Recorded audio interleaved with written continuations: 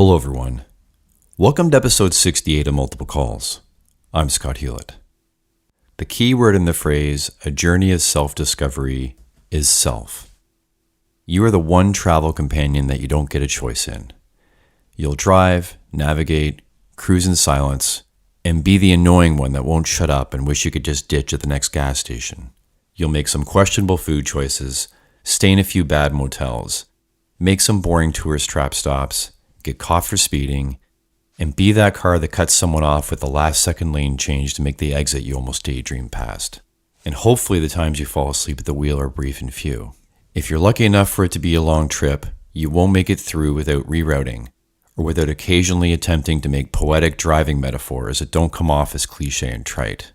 The main arc of the majority of the episodes on Multiple Calls focus on the journey of how people came to be who and where they are. Because understanding how someone came to think the way they think is so much more meaningful than just their thoughts. Here's one of my favorite humans.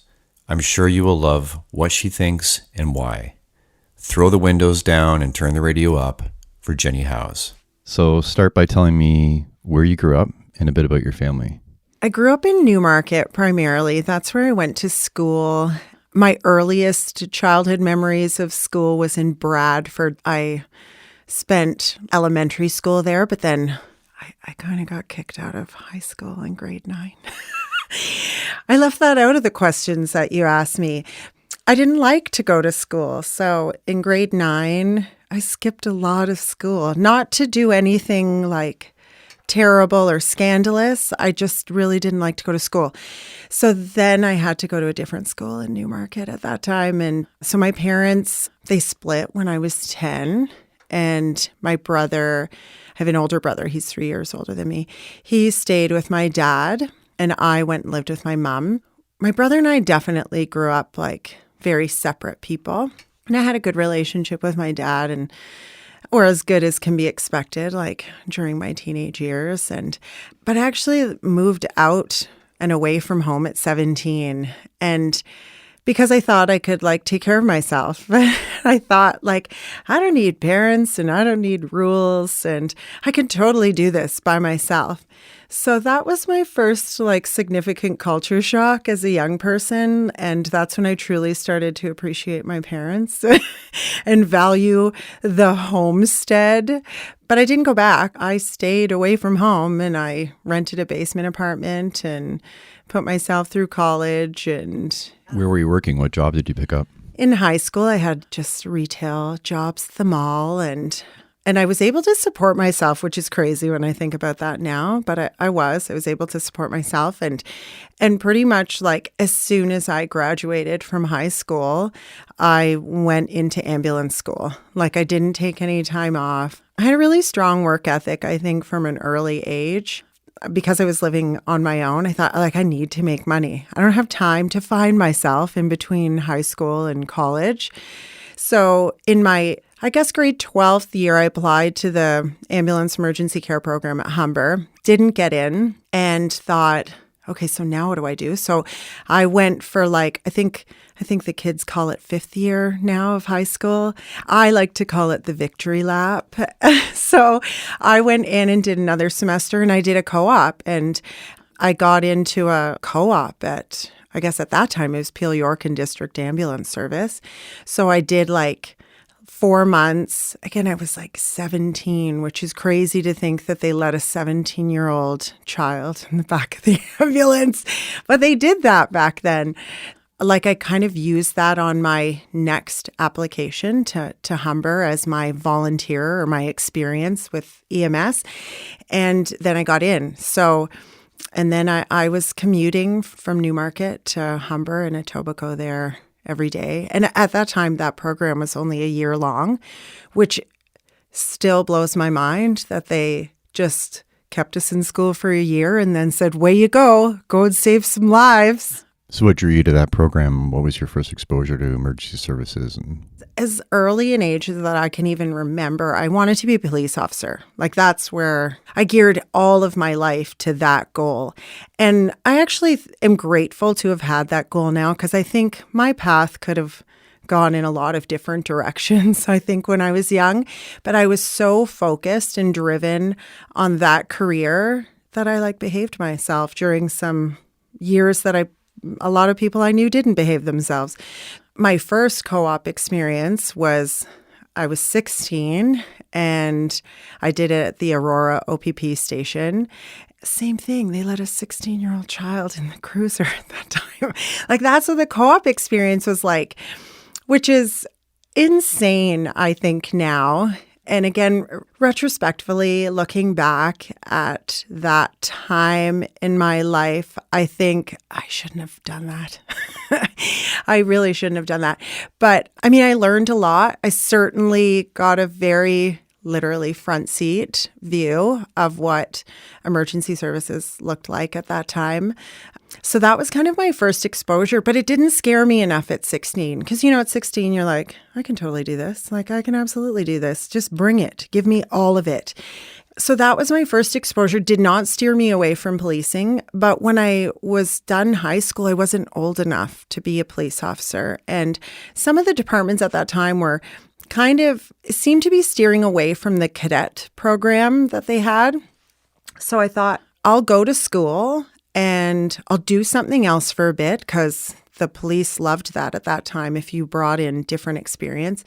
So I thought, I'll just go and do something else. And the ambulance field was still in the emergency services. I thought, that's perfect. I'll just do that. It's a 1-year program. All I was thinking about was time. I just need to get to my 21st birthday and then I can apply to the police. So I went into ambulance school at 19. I finished when I was 20. I was fortunate enough to get a part-time job pretty much right away. And again, the whole time in my brain, I'm thinking, just need to get to 21. And maybe I'll spend 5 years here, so I'll be that much more mature when I go to the police department. And then I never left. It's interesting you mentioned about co-oping and being too young, and you look back now, and you're like, that was bananas. I remember during my early years in the department, we had a co-op program as well. And we had a co-op student with us one day, and we went to a very bad car accident. And this is at the time where they were able to get out of the truck. And so they stood at the front of the truck while we worked, and they saw a lot of stuff that they shouldn't have seen and had to be taken out of the program actually and put in another division because it was so traumatic to them. So looking back, it's a good idea, but it also is a bad idea. And it gradually got watered down where they weren't allowed to leave the truck. And then it's like, well, why are they even coming? They can just be around the station and do what? So it's a nice idea to give people some exposure, but exposure to what? You don't really have control over what they're getting exposed to. Exactly. And that at the time, I just thought, I actually felt like, no, I need to see this to know that I can handle this. Whatever handle is, as I use air quotes. I don't even know what that means as a 17-year-old kid or a 16-year-old kid. Because now I have kids that age, and I cannot imagine them doing that and being exposed to that and then having to try to process that. I'm a grown-ass woman now, and I don't have it all together to know how to process this stuff now. So what on earth did I think I was going to be able to process back then?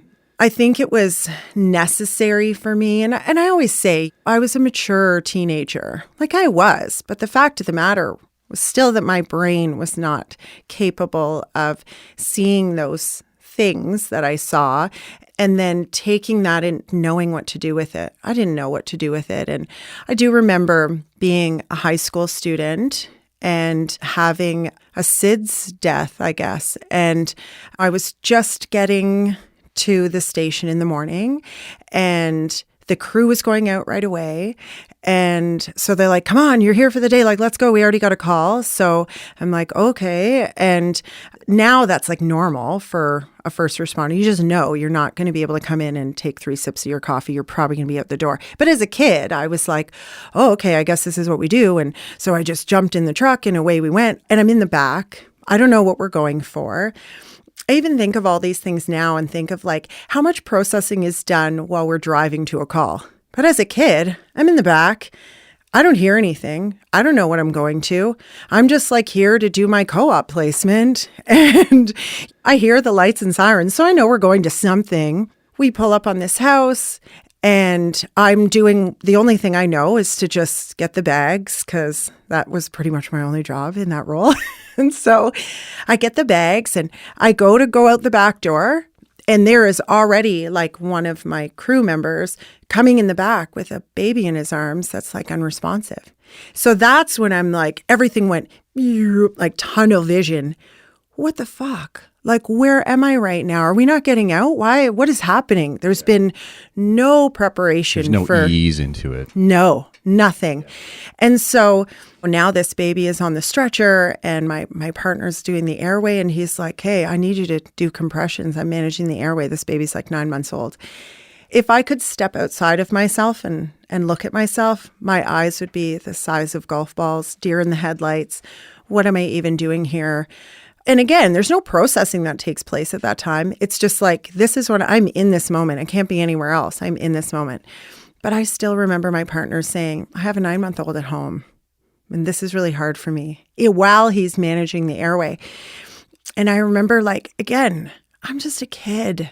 I can't even imagine what he's going through because already my brain is like going insane right now in this moment because I've never seen anything like this before. Going to the hospital and of course, like, unfortunately, there was nothing that could be done at this point. And hearing the mother come in and all of those sounds, I still have those. And I'm a month shy of my 49th birthday and I can still see and hear and feel everything as if it was yesterday.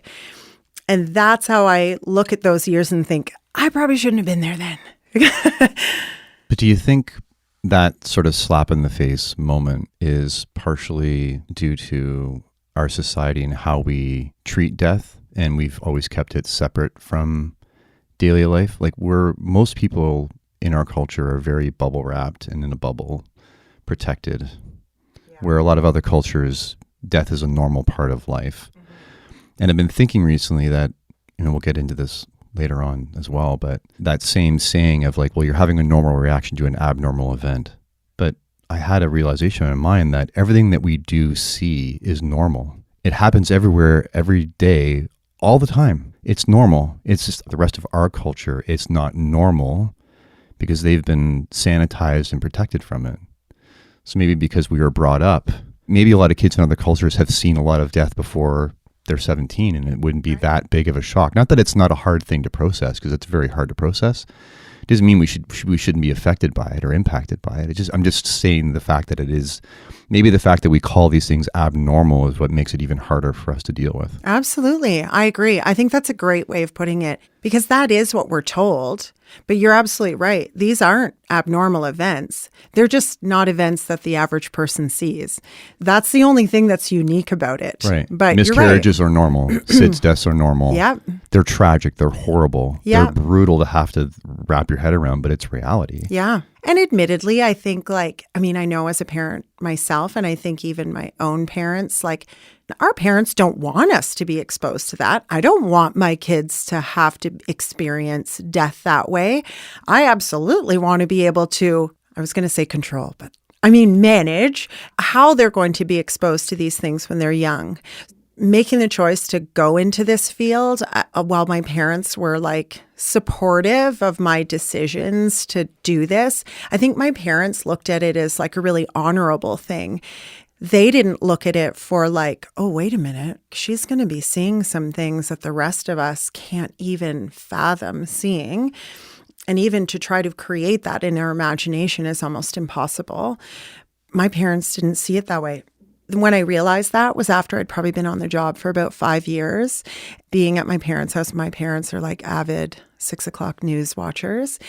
And the first time my parents saw me on TV was when they put it together where they were like, oh, that's you.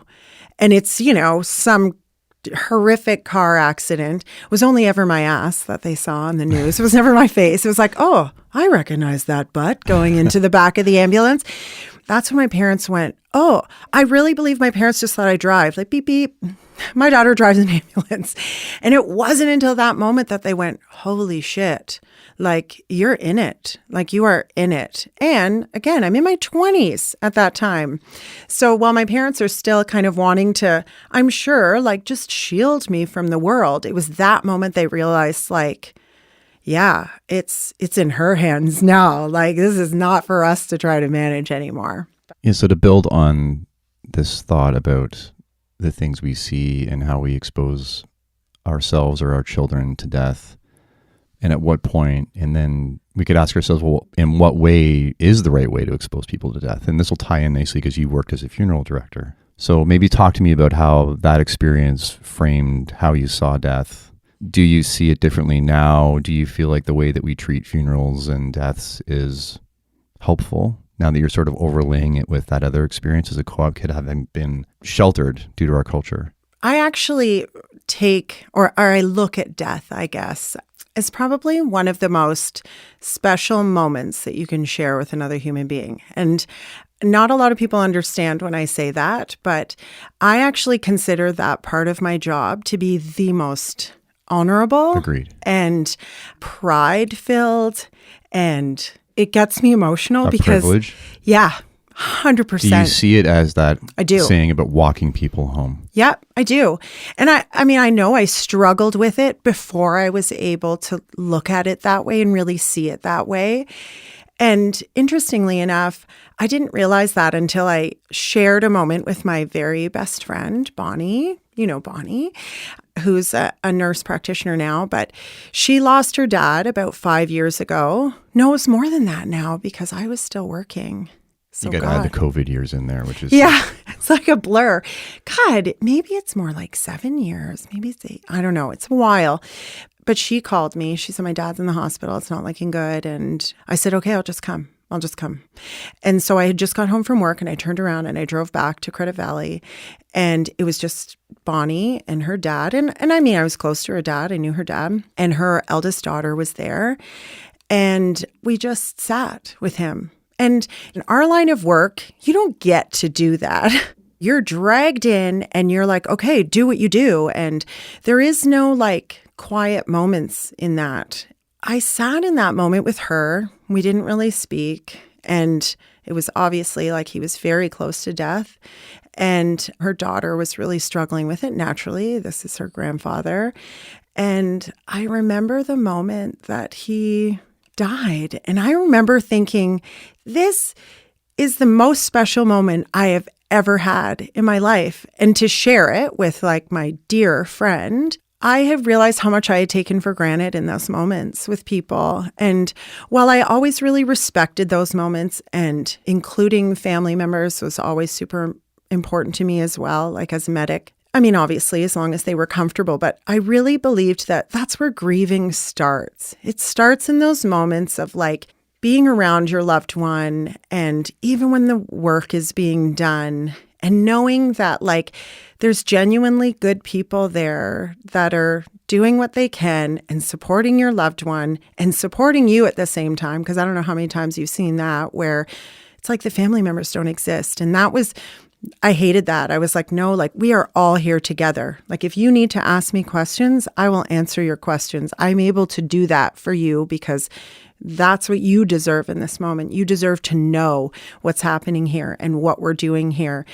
And just keeping them up to speed with everything that was taking place there, right to the moment of like, we've exhausted all our options here. And your father, mother, sister, brother is not responding anymore to what we're doing. And I have to make a phone call now to a physician. And I'm just letting you know that this is where we're at. Do you have any questions? Do you want to talk about any of this? That was always like really, really valuable.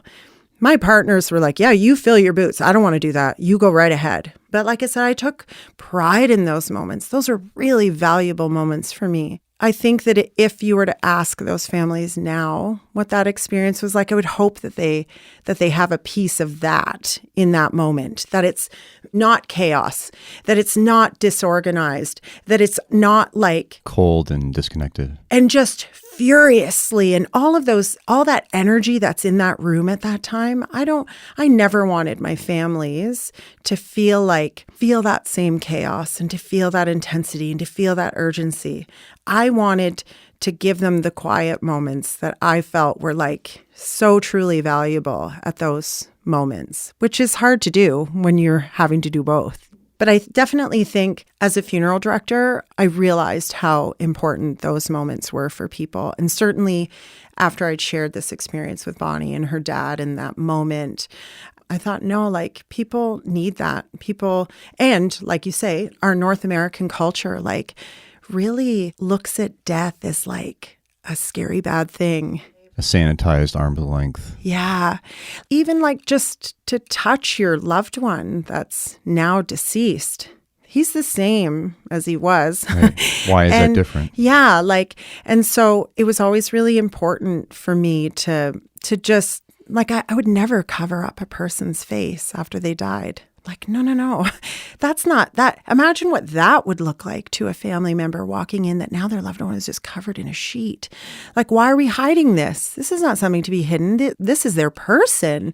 And so I took those things really seriously whenever I had like field pronouncements or even like Code 5. Like, you don't cover up the person and now just like close the bedroom door and say to the family, you don't want to go in there. Like, no. And again, early in my career, I don't even think I was a funeral director at that time. I had done a terrible car accident where was a young teenage boy was killed, and the passenger also died later, but he was dead on scene. And I had brought in the passenger. Or actually, no, sorry, I brought in the driver of the other vehicle. And over the day, we're back and forth to the hospital, of course, a million times over. And I saw the officer that was on scene, and he said, I've got the family coming in. And the nurses in Emerge, which I didn't know this was a thing.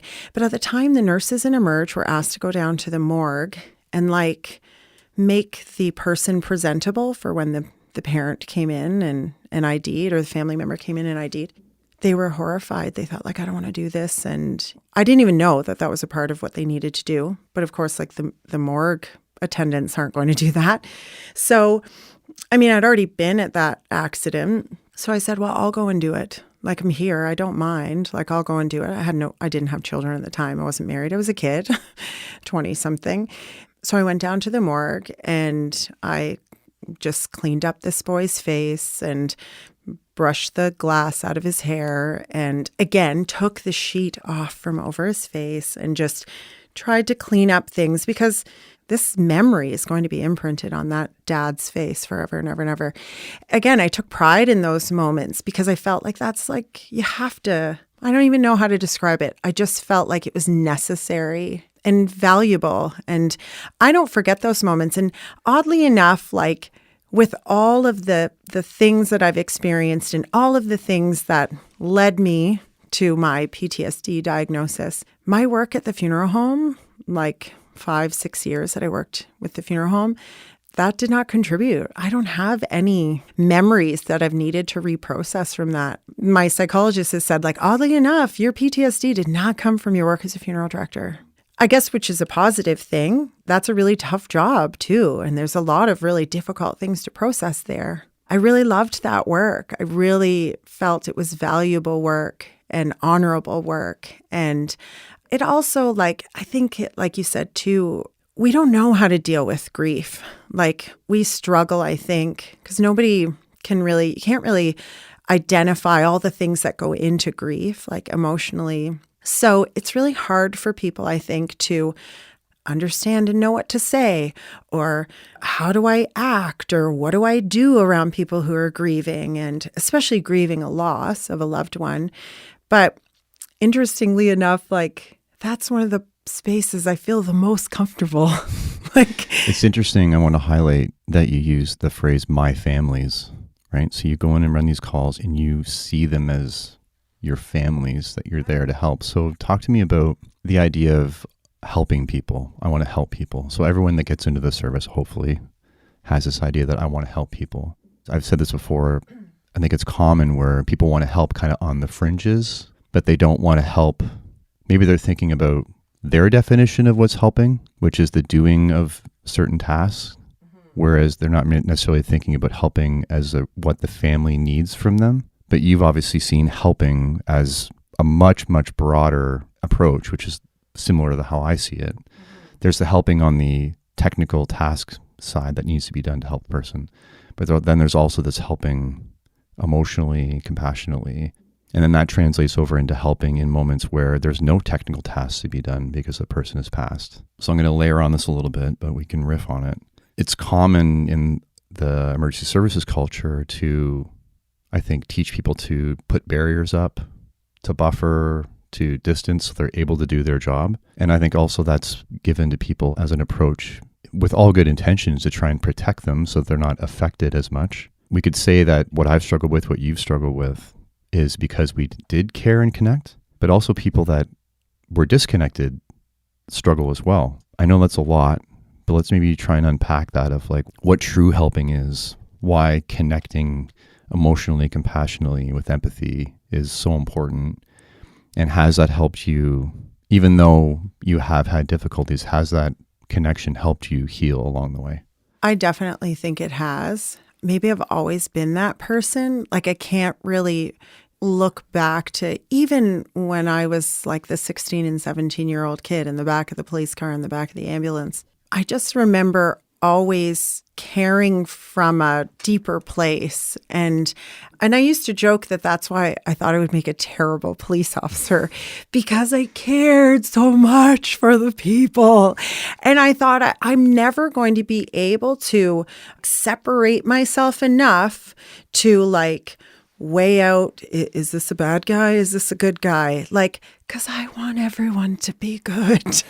And so that's pretty much the deciding factor why I chose to stay in EMS, because I realized like, I can't be that person. I can't be that person. Like anytime, kids steal something or a kid fights with another kid and we're both there, the police are there and the paramedics, I'm responding there. And I just want to hug the kids. I'm like, I know you just had a bad day. And obviously the police officer's role is very different. He has to ultimately decide like, who is he bringing in? And if there's charges going to be laid.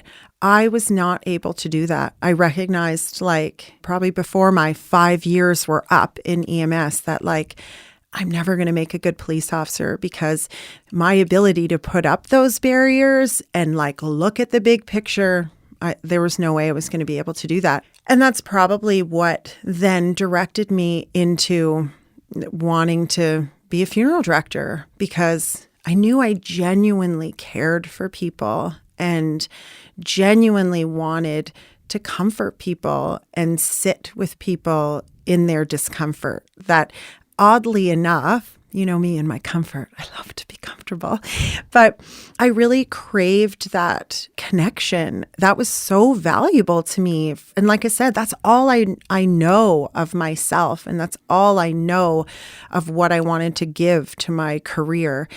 And yeah, maybe like, did I give so much of it that I became the sponge to all of the other stuff? I don't know. But I really just always looked at my work as a paramedic and my work as a funeral director like, I can do this. Not a lot of people can. We know that. So I'm just going to. And I know that I can do this with genuine empathy and genuine compassion and genuine kindness. So like, this is where I belong. Where else am I going to be able to give that of myself? Like, so for me, I think that's where the caring is. To me, it just felt like giving over, like, here is everything I have. Let me be that person. And let me be the one to sit with you on your worst day. Let me take that. And I think years later now that I've not been on the job, I'm coming up to 7 years, I guess, of not being on the job. I still crave that nurturing, that desire to just care for people. I miss it. Like I truly, truly miss it. Did you see it as a distillation down to what really matters in life? Like there's a lot of noise in life, a lot of things that are going on that maybe can be seen as not mattering. But in those moments, it's very, very clear what matters. 100%. And I think it does. It sounds kind of cliche to say like, oh, like you don't know strife. Like come and do a day in my job and you'll know, like then you'll have something to complain or not have, realize you have nothing to complain about, whatever that expression is. And that's why I say it was either take those moments and say, holy shit, life is fucking horrible. Look at what these people have to deal with every day. Or for me, there was looking at those moments and saying, I'm just glad I was there. I'm glad I was there. And I'm glad and grateful that I could at least leave a piece of myself and hopefully carry a bit of those people's burdens just in those moments. Yeah, that was like just really valuable to me. Do you think integrating the technical competence with this human aspects of who we are, do you think that makes for a better first responder? Is that the goal? I think it should be. But I think there's really, how do you evaluate someone's level of compassion? How do you evaluate their genuine kindness? We've seen some bad bedside manners. Well, and like, let's face it, I'm sure there were days I woke up on the wrong side of the bed. Like there were some days where that toothache called the ambulance. I may have not have shone with empathy. Yeah, I don't think any part of this conversation is us trying to paint ourselves as these angelic. Oh God, no. Like I did it bad sometimes too. I guess what we're speaking to is the overarching, that was your driver to be in the service. It was why you were there. It was what you came back to. And then the rest is us just being messy humans. We'll go further on this, but let's just step back. So chronologically, you got recruited into ambulance. And then what were your rookie years like? So what was integrating into that culture like for you? The first station I was posted out of was in a fire hall. And there were no women that worked in the fire department at the time. And there was only a handful of women that worked in EMS at that time. So few that we didn't have women's uniforms even. We were issued men's uniforms. There was no women's bathroom at the fire hall. There was no women's change room at the fire hall. There was a very different culture than what exists now. Absolutely. I'm grateful for those years because I think, like, to me, it was a bit of a rite of passage. Like, I know I struggled. I know I kept my mouth shut a lot, which I'm sure surprises a lot of people who are going to hear this. But I absolutely realized day one, I am a visitor here. Like, these are not my people yet. These people are trying to decide if I'm going to be their people. I don't just get to be their people here. So I do remember like just showing up and always doing the vehicle check by myself. The roles as rookie and like seasoned medic, or at that time we were ambulance attendants, those were very different roles. And I don't even know if these sort of things even still exist now. I don't know. But I mean, I would show up.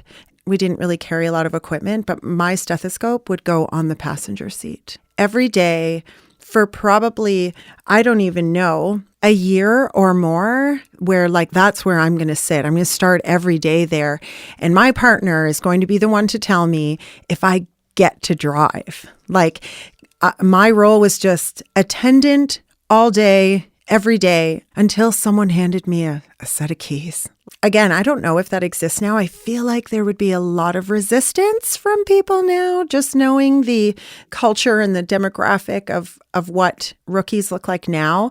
But to me, that was like, oh no, I know my place. I guess to frame for people that might not understand is that usually the culture, at least that's my experience because we worked for the same service, was that you would alternate. Yes. In the passenger seat, you would be the attending. So you would be first and you'd be assessing. You would be deciding treatments. Your driver would be handing equipment, getting vitals, that kind of thing. And then the attendant would obviously be the one doing the paperwork. But usually through a day, you keep alternating. Right. So that you don't have to attend and do the paperwork all day. Right. But even back in those days, Scott, like we didn't have defibrillators. We didn't have symptom relief. We didn't have anything. I remember when that equipment came on, that's when the driver's role became like, I have to do vitals now. But back when I first started, the driver drove. Oh, and that was it. Yes. Right. So we would get there and he would stand back and he would just wait until I did everything. So the term ambulance driver was actually pretty accurate. Yes, it really was. Not so offensive. It's actually literally what the person did. Absolutely. Yeah. And of course, like at that time, I was kind of jumping all over the place and working in lots of different stations because I was part-time. And I worked with a lot of, how should I put it? Problem children. Like I worked with a lot of senior people that didn't have partners for good reason. But I think it taught me a lot in those years. I learned how to self-advocate. I learned how to be diplomatic. I learned how to delegate, but delegate in a way that wasn't like, do this or else. It was delegate politely. It was. That actually was probably a really positive thing for how it shaped me into then being an ACP later on, when so much of my role was delegation. I wasn't someone that liked to particularly bark at people. But I do think that those early years of just really being quiet and just doing what I was told, and I know that's like, to even imagine that now is kind of crazy. But eventually you found your voice. Yeah. And I think we all did at that time, because that's not just my individual experience. That's what the culture was like then. And that's what we learned. And I don't know. I just feel like if you look at all the medics from my generation, like if they haven't gone on to management, if they're still sort of working on the road, there is a very common trend amongst those people. They're all kind of quiet, professional. Darren Clark is a perfect example of that. He's my generation. That guy is one of the most respected paramedics that is out there. Yeah. You want him coming if it's your Yes, family. you do. And so like there is this air of confidence, but I think all of these like experiences, the sort of the adversity of being a rookie is absolutely what shaped that confidence. That's what created that confidence, that quiet confidence, that self-assured. Like, you ever see Darren Clark run? No. Because you just did not do that then. You walked in and you looked like you were calm and collected, even if inside you Joe were was like that. Bill was like that. Yeah. Shannon was like that. Yeah.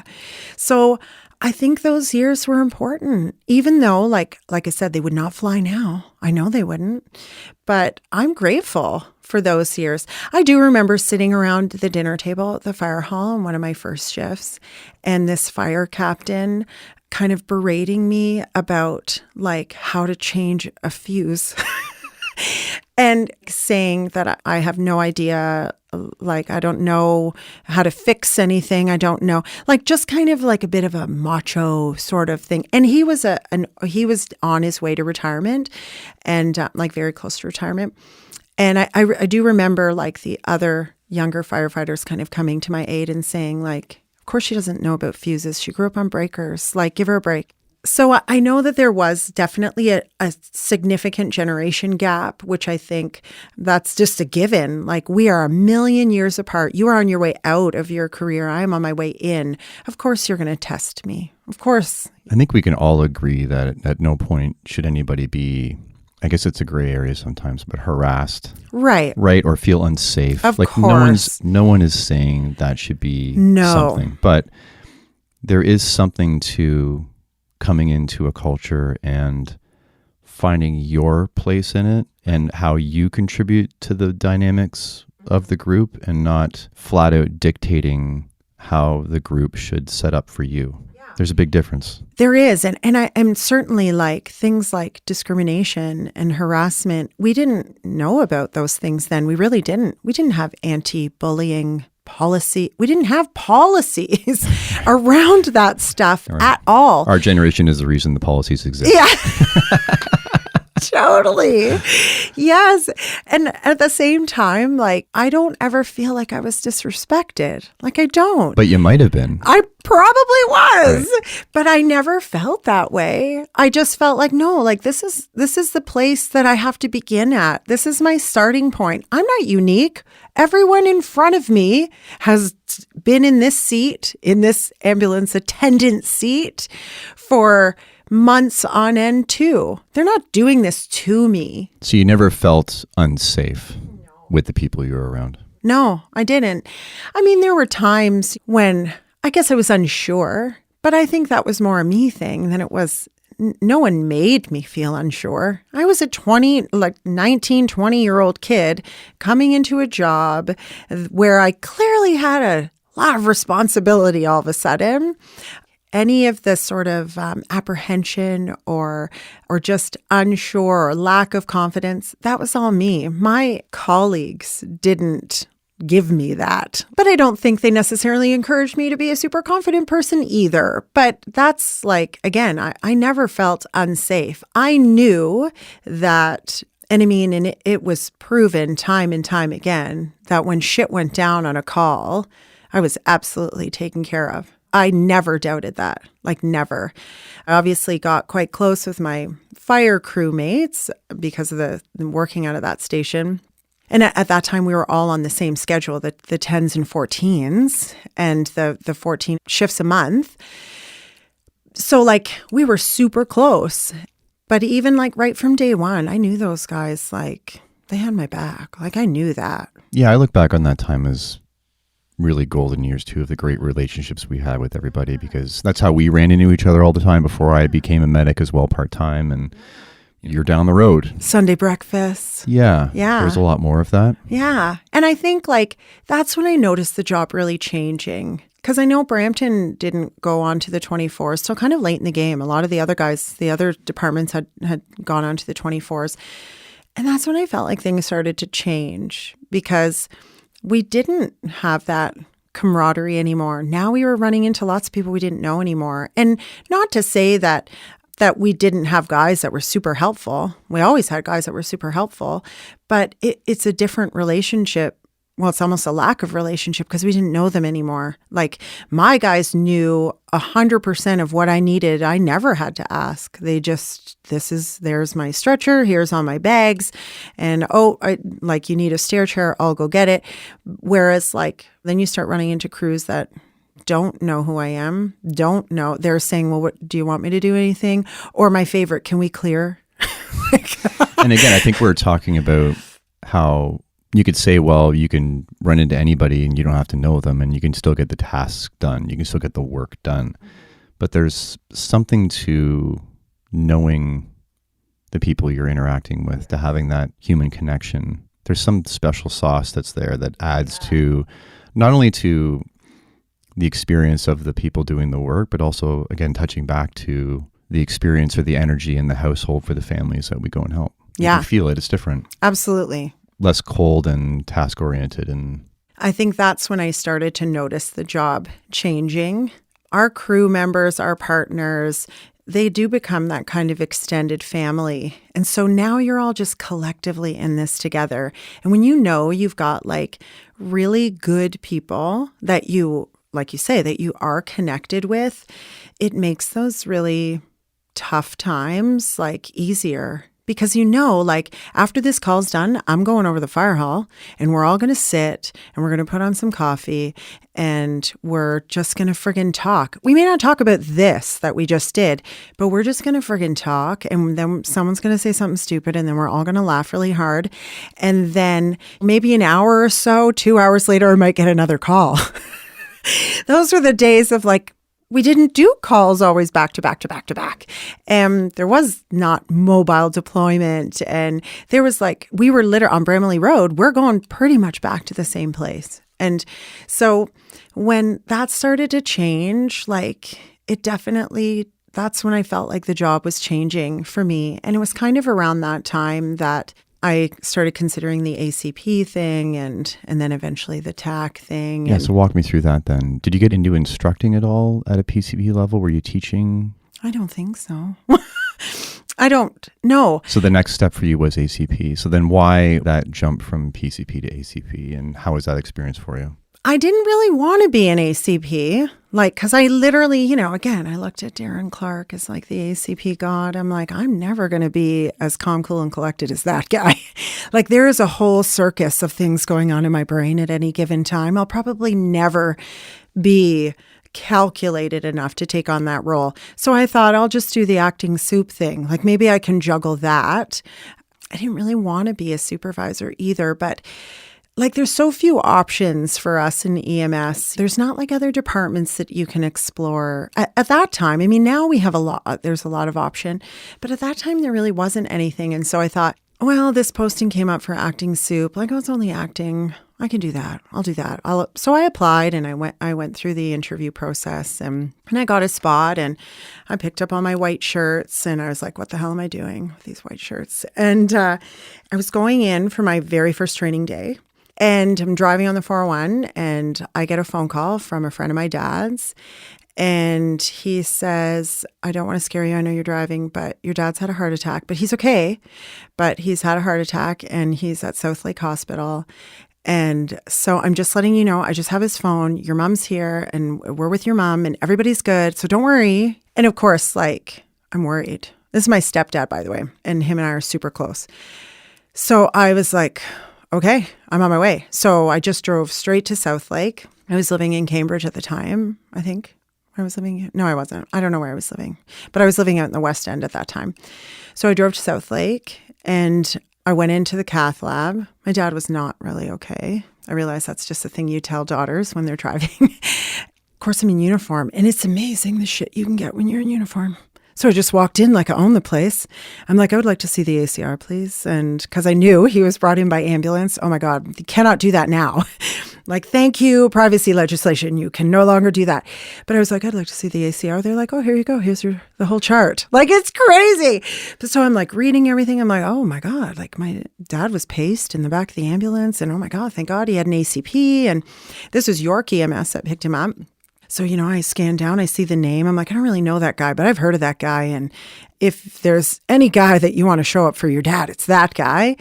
And at that time, York was like, they were so forward thinking. I don't know if they're still like that, but definitely back then, this is like 2006, I think. They're already like bypassing the emerge and going straight to the cath lab. And this was like, oh my God, they're doing like superpower shit out here. So anyway, my dad survived, but it was a bit terrifying. And certainly had he not been paced on the side of the 404, he probably would not be here.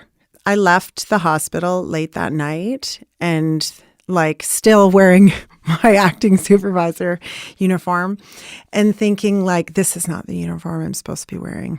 So I had actually I think I phoned. His name was Sean McLeish. I don't even know if he still works as a CCP medic with Orange. He was with Orange at that time and with York. Again, you could get phone numbers at that time too. I don't even know. But I phoned him and I said, thanks. Thanks for looking after my dad. And because of that, I'm doing the ACP thing. I need to. It's necessary. And yeah, so I don't even know. I think it was a month or two later where there was a call out for ACPs. I'm like, okay, well, it's now or never. My daughter at the time was just over a year. I'm like, yeah, this is probably the stupidest thing I'm ever going to do.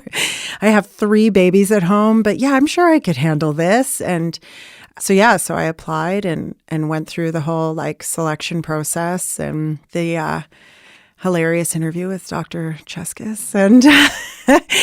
And then I went into ACP school and that was a ride in itself. It was very intense. And I'd been out of school a long time, been on the road already. I remember us adding up all the experience of the class. I think I had 15 people in my class, my ACP class. And I had more years of service on the road than all 14 other people added up together. So I was senior at that time. But yeah, it was the best decision I ever made. That's when I felt like oh shit, so this is what it feels like to make a bit of a difference in people's lives. Because when you first come on, and again, no defibrillator, no symptom relief, all we had was oxygen. And remember, I don't know if you remember, but I remember the blanket and oxygen just being that's the gold standard here. Yeah, the bed oxygen blanket. Yeah. That's what we do. Bob people, yeah. That's it. And then, of course, when defibrillators came on, we're like, wow, this is pretty cool. This might actually help people. And then, you do your first 5 VSAs with a defibrillator and nothing changes. It's still the same. Right. And you're like, okay, so glad we have this piece of equipment. I do remember being a PCP. I was working with Dan Patterson and we had a VSA in a garage. The whole neighborhood is there. And we hooked this guy up. And that was I don't even know what the protocol is. But do you remember when you used to shock people I don't even know, infinite amount of times till they were medium rare inside? Well, holy shit, we got a pulse back on this guy. And I came to our, after we'd shocked, I don't even know, 15 times or whatever, and came to that whole pulse check. And I remember looking at Patterson and, Oh my God. yeah, I'm like, holy shit, we have a pulse back. And of course, all the neighbors are like, what is happening? And Dan's like, keep it together here. But I'm like, did you even know this could happen? This is amazing. So certainly when I became an ACP, there were a lot more moments like that where I'm like, oh my God, this is the real deal. This is the real helping people part. And there's also a tremendous amount of responsibility and a lot of really sad days in that role too. And what was the culture of support around you wanting to take on that role, then being in that role? I think generally, it was positive because we were excited that we even had this opportunity. We'd worked for so many years with no ACPs. The only ACPs that we ever ran into were in Holt, Mississauga at the time. And the odd time, you'd get a Toronto guy that would just sort of drift a little bit into the north. And I don't know if you remember, but those guys were gods at that time. When they started increasing the ACP numbers in our service, it was exciting for us. So I remember feeling really supported actually. And Darren Clark became my preceptor, which was the best thing ever. Even though he was secretly terrified me because he's just so smart and just so chill all the time. But I sought him out. I'm like, that is the only guy I want to precept me. That is the guy that I need for him to teach me the ways. He was so awesome. And Dave Smiley, which I don't know. Did you know that Dave Smiley just recently passed away? No. Yeah. Ugh. I want to say, said his name, I had this great feeling of remembering spending time with him. Just recently, I want to say maybe in the last 6 months, very recently. Yeah. Sad, right?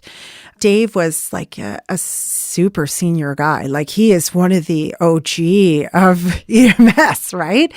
And working with those two guys, Dave was always abrupt. And I mean, I'd been on the job for 12 or 13 years or whatever it was at that time. Yeah. Whatever it was at that time. I probably needed a bit of that abrasive, abrupt. All business all the time. Yeah. But I just loved those two guys. I loved learning in that environment. It's a great pair. Yes. And that's a perfect example of that connection. Those two, they were a well-oiled machine when they worked together. And so I genuinely felt this is the best place I could possibly learn is from these two guys. And yeah, those were really good times. We had a lot of laughs, but when it came down to the business end of things, those guys taught me everything. Do you think there was a lot of laughs because they were confident in their competence? Once you reach that state, you can relax a lot. Not relax in your work, but that stress, that worry, that am I going to be good enough? Am I going to do the right thing? That kind of falls away and you're like, okay, I've got this. And then you can kind of relax and your personality can come out. You can connect with people a bit better. There's a lot of positives beyond being good at technical aspects that come from being competent. I often wondered if those guys were just always like that. Because honestly, I don't know, Darren got on the job about 6 months maybe before me, I think. So he wasn't super senior to me, but he just always seemed like a guy that just was this is where I belong and this is what I do. And I never saw Darren ever, what's the word I'm looking for? I never... Agitated, irritated? No. Or scattered or out of sorts or I never saw that. That guy was always the same. It didn't matter if it was a train derailment. That was the same as the cut finger while doing the dishes. That's just how he always was. And that's, I think, what I took away from my preceptorship with those two is that, because he just never got excited. I was not a preceptor. I did take college students back in the day. But I learned very quickly that I don't want to say it was not a good preceptor, but Darren had this way where he could just sit back. I was clearly struggling, but Darren would just wait. That guy had the patience and just this whole collected he was just always put together and never, he would watch me struggle. And I mean, not at the expense of a patient. Let me put that out there. Yeah. But he would watch me just let you have the experience. Yeah. I can't do that for people. I want to save everyone. Ask my husband, ask my children. I'm just like, no. Are you uncomfortable? Let me make that better for you. Let me take all of the discomfort from your world and your moment. Let me bear the weight of that. Darren was like, no, you in the shit. You stay there and you work your way out of it. And that was the best lesson. Like, yeah. And again, I'm not someone that can, I'm not that person. And while I liked having college students, I wasn't patient enough to allow them to have the experience. It makes me think of when I went back to school to become a medic, and I had already I waited until I became first class as a firefighter and then went back to school. And then it was, again, I just want to say this openly. I don't want it to just be inferred, but it was a really amazing experience for me to be able to drop into working, learning from people that I already knew, that we were already running calls together for all those first 3-4 years. We had these relationships, and then to drop in, not just as this unknown, but to be, with Bill and Shannon were my preceptors when I was a college student, right? Yeah. And I was well aware what the rookie role was. I was happy to because I was still a rookie with fire. So right. There was really nice energy to land in that supportive, but still expectations were set. It was a really nice environment to be in. It was like, I always look back on it fondly, and I'm very grateful for it. The dynamic that group had. Oh gosh, yeah. Like that whole crew. Like who was on the other truck at that time? Was it Daryl Bailey on the other crew at that time? I believe so, yeah. Did I work with Daryl Bailey then? I don't know. But I remember that. Like I just can't remember who else was on that. Kim. Yeah. Yeah. But it is like those olden days at Bramalea Station. Like that was a good group of people.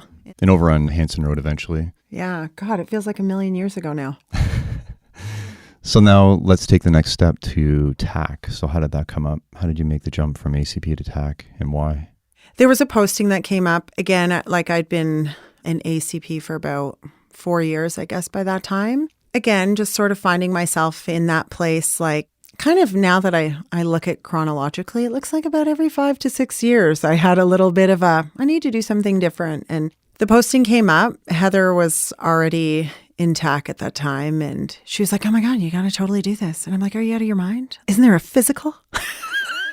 Like, do I have to run? Like, wait. Because, that's the beauty of like when I started EMS, there was like no real physical test. You did I forget what it was even called. Was it called the Medicist test? Does that sound right? Where I had to go to the city, to Toronto, and do these like static lifting tests where you don't actually lift anything. They're just measuring, like you just pull on a bar that's literally chained to the ground, and they measure, I don't know, it's a series of measurements. But there were no lifting tests. There was no physical tests. That's a lot of the job. That's all of the job. Like even when you think of how heavy those bags became, that job was highly physical. And can you hook up an oxygen tank? You're hired. When TAC came up, I was like maybe just give me a rundown about what that selection process looks like. And then I'll weigh out my options and decide, do I want to run in order to do that? Is it worth it? So they did have a totally rad uniform. So I was like, I wouldn't mind wearing that uniform. It's like way cooler than the one I'm wearing now. Not in the summertime, I'll say that. It was, oh my God, it was like wearing a Glad bag in the summertime. But I was like, okay, I'll give it a go. Like, just what do I need to do? Heather's like, well, you're going to need to like jump over a 6-foot wall. And I was like, I'm 5'5". Like, can you not see that this is probably highly unlikely? Just physics alone. I'm not meant to do that. So she's like, no, we're going to go practice. We're going to go over to Derry Road, and the wall is always out there. Let's just go and practice it. So I'm like, okay.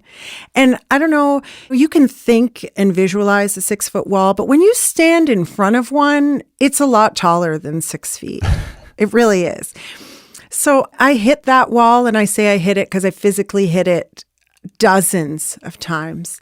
And I'm like, I'm not going up. I'm just going into it. I'm just going into it as if I'm going to run through it. I could not seem to. It's a real metaphor for getting into the job. It totally is. This is a literal wall, a barrier that I can't get over. God, it's true. And you can't see around it. You can't see over it. It is just like, here it is. So I hit that wall dozens of times. I'm like, Heather, I just don't know if this is in the cards for me, really.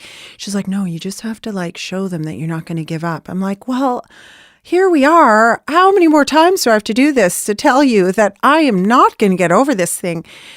So she's like, it doesn't matter. You just have to show them that you are like, you're driven and you're willing and you're going to do whatever it takes to get there. But am I? Am I? So anyway, I thought, well, what the hell? I'll just apply. And the first part of that selection process, like obviously submitted my resume and it was selected. And then I had to go and do this physical. So I was preparing for the physical. I had to do the police pin test. So the 1.5 mile run and sit-ups, push-ups, there's a flexibility. I think that was all it was at that time. But it was either the 1.5 mile or the shuttle run. Both of those things still give me nightmares.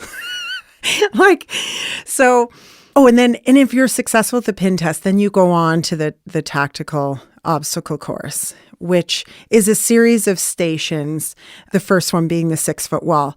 I can't tell you what the other stations were because I never made it past the 6-foot wall.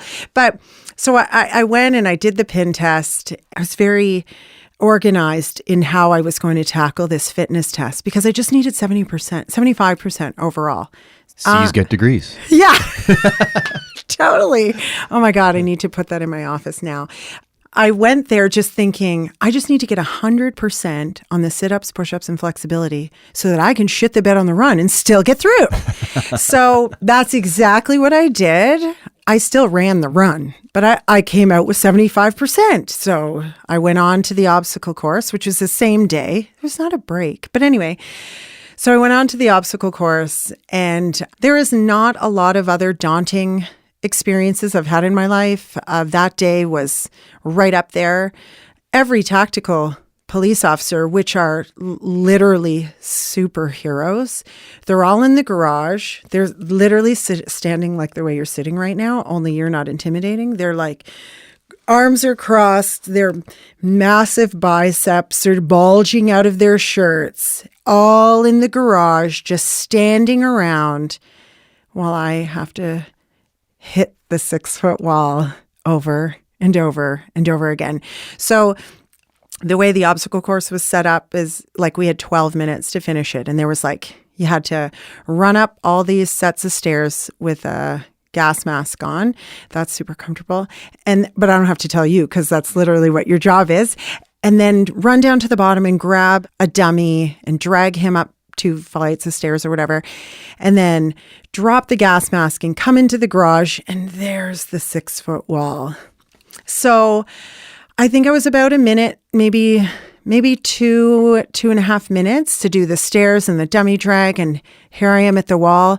And I literally spent the next 10 minutes running into the 6-foot wall, just over and over and over again. And I had a vest on, like I had to wear A weighted vest. Yeah. The tactical vests have like a ceramic plate in them. So there's no give there. I did learn later that if you can just get high enough on the 6-foot wall to like catch the plate underneath, then you're golden. I was nowhere near that. Like that was not happening, but I didn't give up. I hit that wall. My arms were just black and blue. My hands were just like chewed up, but I'm like, I'm just going to keep hitting this wall until they tell me to stop. Again, I think that was like a super important experience for me to have in my life because it was really uncomfortable and really intimidating. And it's all of the things I hate. I'm super vulnerable. Everyone's watching me. It's literally my worst nightmare. But holy shit, they sent me to an interview anyway. And so the next phase, was just an interview with like the inspector and I think there was a staff sergeant in there and then a sergeant and then our people, like our supervisors. And then I got a spot. But definitely like the very last part of my interview from the sergeant at the time was like, so you're going to have to get over that wall. Like, we know you didn't do it in the testing, but you are going to have to do it. And so just know that over the next year, you're going to have to get over that wall. So I was like, okay, no pressure. I have a year. Okay. But we had to requalify every year as well. So absolutely, that wall never went away. As long as I was in TAC, it came up every year again. And every year I was like, here I am at the wall. But I did get over that bitch. I did eventually get over it. I have video that I still reflect on now and think, holy fuck, I can do hard things. Like, I can. That was not an easy thing for a 5'5" woman. It wasn't. But yeah, so then I went on to do 3 weeks of training with those guys. And what was the energy around bringing TAC medics in? Like, was this a corporate thing that they wanted to push and maybe the officers weren't good with it, or were they welcoming? Did they want it? What was the energy there? The tactical guys were amazing. Like, I actually think they loved it more than our own medics loved it. Like, the paramedic culture is kind of a unique one, I think. Like, I think when you look at the fire department and the police department, there is a sense of family. There's a brotherhood, sisterhood there that, like, I never really experienced in EMS until I became a TAC medic. And until I was with those guys, like, for weeks on end and all the training that we used to do together. And that's when I really thought, oh, this is what family feels like on the job. This is what teamwork feels like. This is what, like, that united front. And, like, such amazing support in there. Like, I used to always feel like a bit of the outsider, right? Like, these guys have been doing their job, doing this part of their job for a really long time. This whole TAC medic program, before I got on, I think it was about, I don't know, maybe 7 years that it had been running with these same guys, like our same TAC medics. I think, like, they were kind of used to each other and understood the program, but it was always kind of expanding. Like, they were starting to do more things with us and integrating us more in what they were doing. So that was, like, exciting because, again, it was just something different, like, just something else to do outside of just, here's another day, another abdo pain. It was just something different. The training was pretty intense. Like, the 3 weeks of training that I did with them was super intense. But that's what their job is. And running through these scenarios, like, those guys are just repping it out, which I'm sure is a lot of what you guys do too on the job. Like, when you're doing training stuff, it is dedicated training, and it's like knowing what each other is going to do. It was like, I don't know, it's like watching a routine unfold. Yeah. Like, they are definitely that kind of tier 1 level team it's another animal. Yeah. When they're not doing, I've said before, when they're not doing SWAT stuff, they're training on SWAT stuff. Like, yes. This is what they do. Yeah. And it is like a choreographed thing. Like, it's just tight. Like, those guys know what they need to do. It's professional and it's beautiful to watch. It is. And it was really awesome to be a part of that, and to be sort of like welcomed into that was a really positive feeling. And admittedly, that's when I felt like, oh, I am at next level responsibility now, because when I'm with these guys, like, these guys are my responsibility now. And that was a daunting task. Like, I remember in training being on the range, and we're running like officer down scenarios, and they got the biggest guy that they choose to be the officer down, and he's in all his equipment, vest, carrying all of this stuff. I don't even know how much they weigh at that. But sometimes you're the only medic. That was a whole new thing. I always had a partner, but sometimes you don't. Like, sometimes when my TAC medic partner was off and I had a regular partner and there was a TAC call, I'm going there by myself. So running these officer down scenarios by myself and knowing that I've got to go down range, and the only role that those officers have are to keep my ass safe, to get me down there, to get that guy back out to safety, they're not carrying him. Like, I have to grab a hold of him and I've got to drag him now. So that's when like the 6-foot wall became a bit of a piece of cake, when I was like, holy shit, this is so much bigger than that 6-foot wall now. This is like, he's depending on me. His teammates are depending on me. That was a tremendously big responsibility. I think that's common for people when they're trying to get into, I can only speak to firefighting, but well, if I can pass this entry test, then I'm good enough and strong enough to do the job. It's like, you don't understand. No. That's just the ticket in. Yeah. That's when it gets really hard. Yeah. Like it's way worse than this. But if you're at your max effort to pass the test, how much more room do you have to give to improve beyond that, right? Yeah. Mm-hmm. Yeah. Yeah, it was some pretty wild training days. But again, I think it really shaped my character. Like, it built and created and fostered a next level confidence for me in my job and in your abilities. And yeah, I'm grateful for that because even now when I look back, like, the best years of my career were in TAC. I mean, I had awesome partners before that. I did. But you also needed that to get you to the point where you could do TAC. Yeah, those were the best years of my career. They really were. I miss those guys. Like, I still keep in touch with some of them still, actually more of them than I do of actual medics. But they're just like good guys that they were just great to work with and super supportive. And yeah, those were good times. So let's now step into, you mentioned PTSD earlier on. We sort of touched on that a little bit. Maybe walk me through your experiences call-wise, sort of the journey towards realizing that things had affected you. And we can go on through how you are to where you are today. In October of 2016, I wish that I could say that, oh, my PTSD happened on this day and it was this call. I think that I was probably just getting by for a lot of years before I realized that I was in trouble. And it was October 19th. I was supposed to go into I think it was the second last night or the last night of my split. So my 3 and 3. I'd already worked the whole split and I got up to go to work on that last night and I was like, I don't want to get off the couch. I still remember like just watching the clock thinking, I kind of should be in the shower by now and kind of should be dressed by now and kind of should be in the car by now, but I'm in the same spot. I reached out to Dan Patterson. He was my supervisor at the time. And I'm like, dude, I'm supposed to be like in the car on my way into work, but I'm at home on the couch. He was like, are you sick? I'm like, this is a text conversation. Are you sick? I'm like, I don't think so. I don't know. I don't know what's going on, but I can't physically get off the couch right now. I don't know what's happening.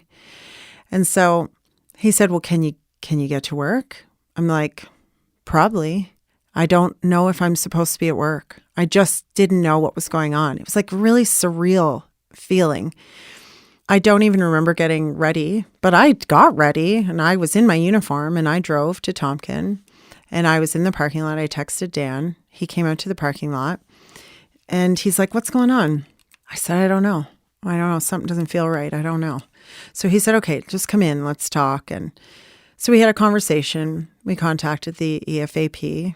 Because, I mean, I was always open to mental health. I always was like, yeah, if I need to talk to someone, I'll talk to someone. And so we contacted the EFAP and got put on hold for a really long time. And and then, like, nobody called me back. And I was like, okay, well, maybe I just need, like, coming into my weekend, supposed to be back to work on days on the Monday, that really short changeover. It was a long shift. It's the last shift of the split. Horrible. Yeah. It's just volume. You're just tired. Yeah. Yeah. And so I'm like, I think maybe I just need just need a rest. So I went home and the EFAP did not return my call, which was super. I called them again. I called them on the Monday because I called Dan. I said, I don't think I'm gonna be able to come in today. Like, I think I just need a bit of a break. I'm going to go see my family doctor. I'm going to call the EFAP. Maybe I just need like a little mental health top up. That's all. So I said, give me like 2 weeks and I'll be good. That speaks a lot to my like wanting to control a very uncontrollable situation. But I told myself just 2 weeks. So I made an appointment with my doctor, drove to my doctor's office, told her, look, like, this is what I'm experiencing. I realize now I've probably not slept well in the last, 10 years. And I'm starting to have a lot of like intrusive thoughts. And like, I knew what some of the warning signs I think might have been. I recognized that I was having some of those warning signs, but I still was like, no, let me tell you what you're going to do to support me right now. So I told the doctor, I just need a note. Just write me a note, put me off for a couple of weeks. I already have an appointment with a psychologist. I made it last week. So obviously felt something was coming on, whatever, like a cold or something. So I said, I already have this appointment. I'm going to see her in 3 weeks. So you just write me a note that gets me off work for 2 weeks till I can have this appointment. I'm going to have this appointment. I'm going to be back to work. This will ease off and we'll be back at it. This is how it's going to go. I'd already written the script. This is how it's going to go. So that was the last time I saw that family doctor. She compared my intrusive thoughts and lack of sleep and nightmares and overwhelming anxiety to the new computer system that she had just installed in her office and thought that it was like the same. So she was very quick to write me a prescription, which I was like, what are you even doing? I don't need a prescription. I just need you to write a note and fill out these WSIB forms. Because that's the other interesting thing. Like, everyone's like, oh, like Sun Life. Here's your Sun Life forms. I'm like, no. Like, this is not because I've suffered something in my personal life. Like, look what I do for a living. This is work related. So I felt like advocacy was like important from the get-go, like from the gates. Which is hard for people when they might not necessarily know what's going on with themselves. So Impossible. How do you advocate for yourself if you don't know what's going on? Exactly. And so I remember saying to the supervisor that showed up with the Sun Life, I'm not going to mention his name, but I was like, well, I don't need Sun Life forms. I need WSIB forms. But I didn't bring WSIB forms. And you're just going to, like, you just need some time off to, like, this is Sun Life. I'm like, this is not Sun Life. And I remember that's the first time the anger showed up. And he was a friend of mine, but I was like, give me the fucking WSIB forms. This is not a short-term disability thing. That much I know for sure. Down the road, if it turns out to be that, we'll deal with that then. But right now, this is the ball that needs to start rolling. So he didn't have those forms. So I did get some from the family doctor that I never went back to again. She had no problem writing on there that I refused pharmaceutical, which WSIB doesn't look favorably upon. But that's sort of where it started. And then I just went home. I'm like, okay, now I just wait. I wait for this appointment where she's going to fix me in one appointment. And I'm going to go back to work and life is going to like go back to normal. I never went back to the road ever again after that. And I had no idea that that's what was going to happen. But I went to that psychologist appointment. I remember her explaining to me like the whole process of sort of investigating this and assessing and determining like a diagnosis, if there is one, is going to take like about a month of appointments. So I was like, but I'm only going to be off for 3 weeks. So can we like expedite this whole thing? And she was like, no, like this is how it's going to go. And I'll write you the notes that you need. And let's just do these appointments every week. They were like 2.5 hours long, these assessments. And, so it was a month of appointments and of course, 2.5 hours is a lot of time every week for 4 weeks in a row. The stuff that started spilling out of me and also the stuff that I would not allow to spill out of me.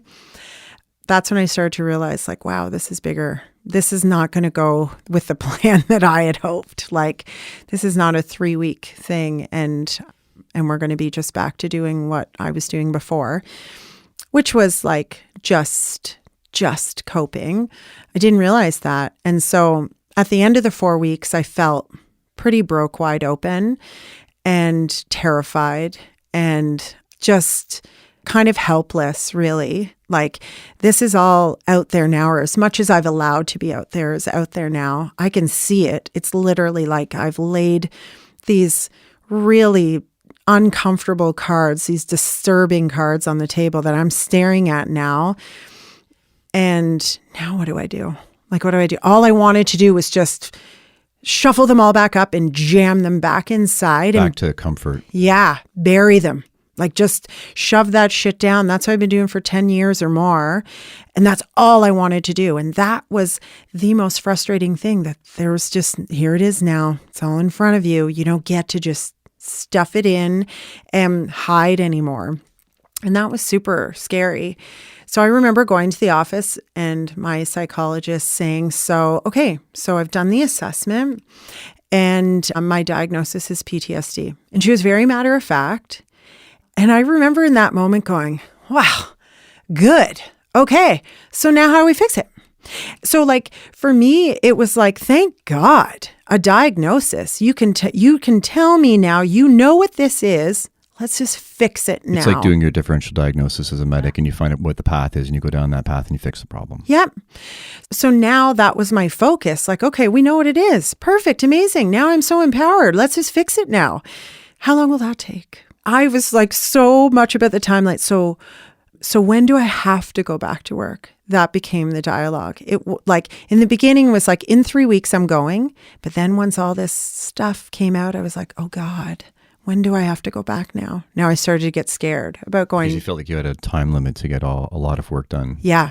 And there was also this like, a very like unrealistic perception of things, but like people are going to notice I'm gone. So I need to hurry this up because I don't want to tell anybody. I just want to like disappear, take care of it, then come back. And people say, oh, I haven't seen you in a while. I'm like, yeah, I was just on vacay or whatever. Like I felt an urgency. Like I did not want people to notice that I was going through this and I was struggling with this. I did not want to share that with anybody. So the quicker we were able to fix it and the quicker I was able to go back, then nobody needed to know anything. I could just do all of this in secret. Which is interesting because we're in a rush then to get back to the thing that caused the problem in the first place. Yeah, did not have that insight. Well, it's all hindsight for us. Yeah.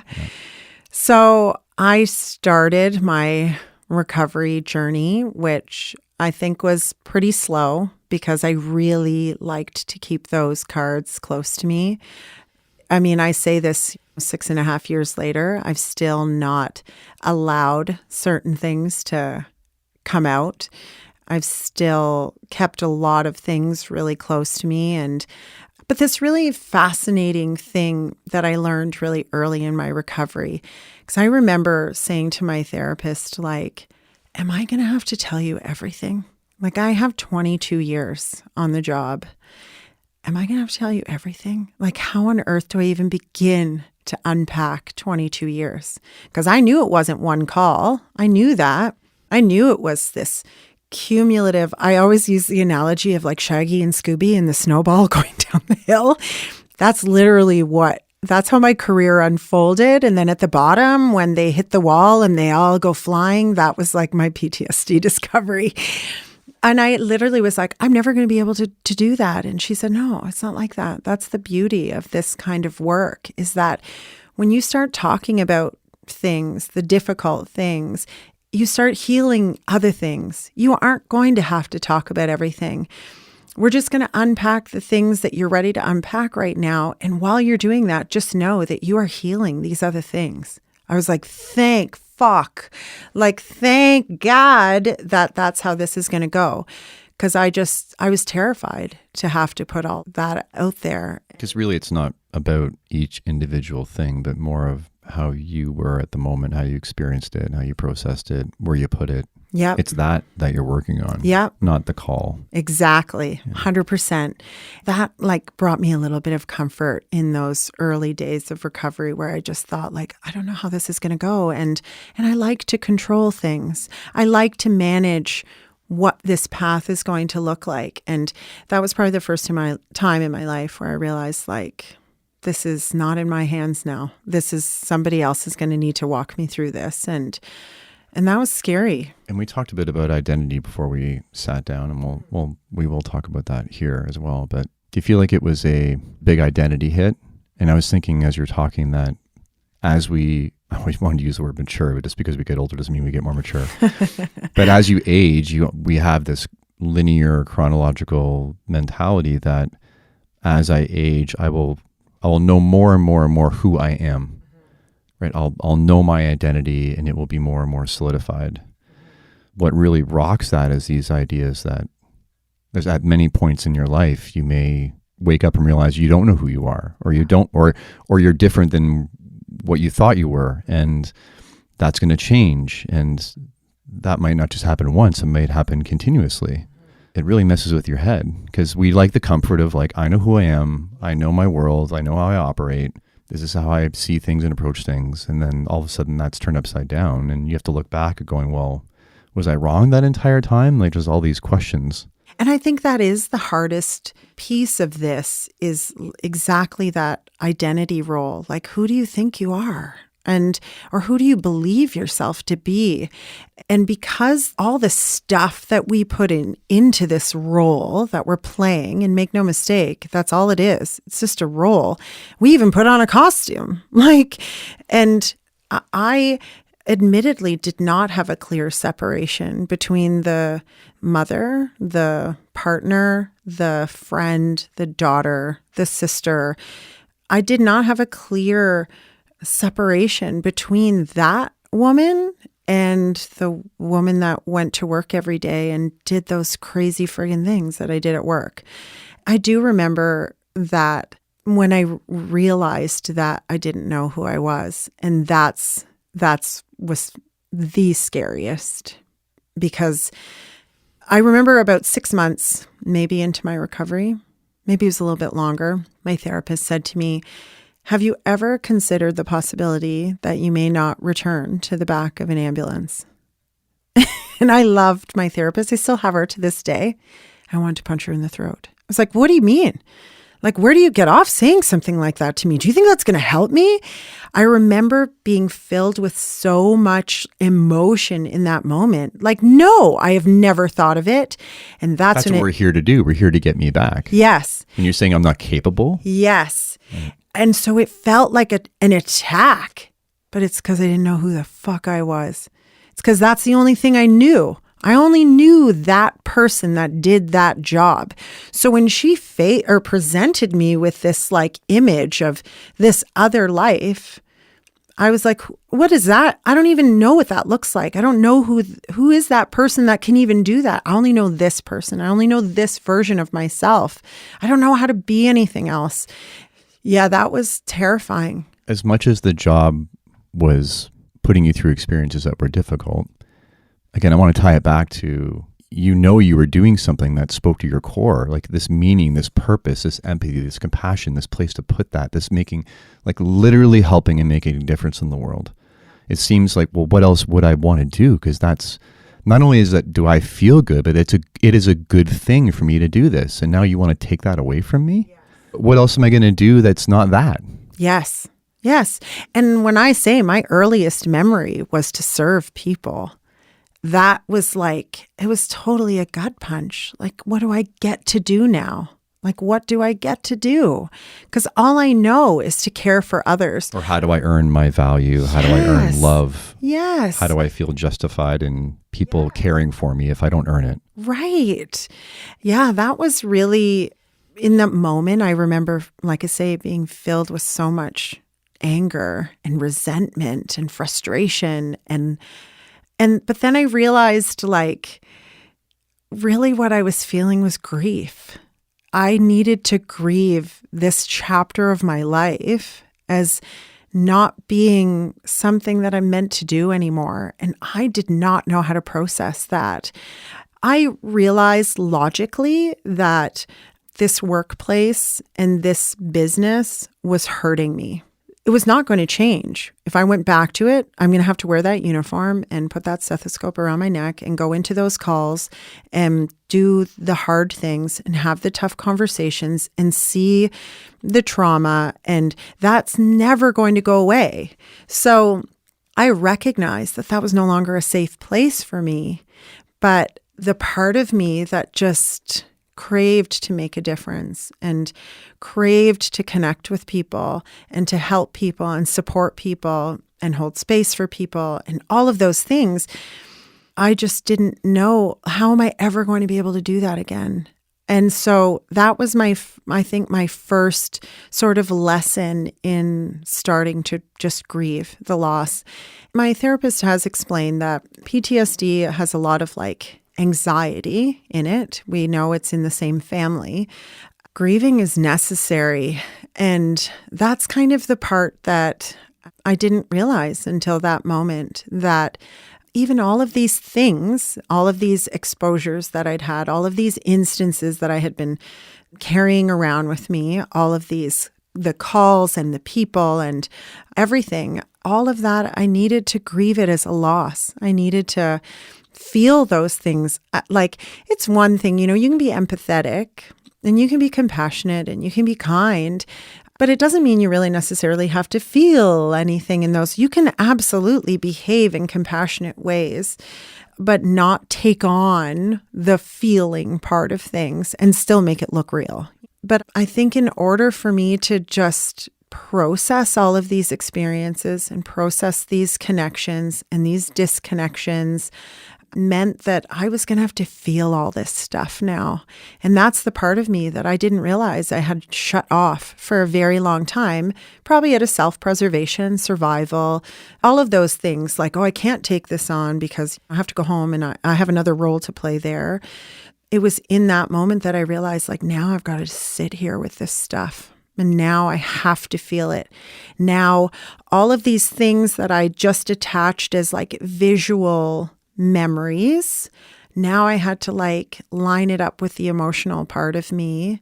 And in order to let those things go, I just had to feel that, God, that pain and that loss and that all of the really ugly things. I had to feel it. Just like we talked earlier about how our culture may set up people for difficulty because of the way that we frame death and loss. Do you think we set ourselves up and each other up in this emergency services culture that we see that there's one path? It's like, you start this job, these are the steps, you do 30 years, there's a retirement party, you get your whatever plaque or whatever they hand you, and you go out and then you do your retirement. There you go. That's the path. Where what I've thought before is that, and anything short of that is seen as a failure, or you weren't good enough, or you failed. Where I've had a thought before that maybe I have 10 years of this giving in me.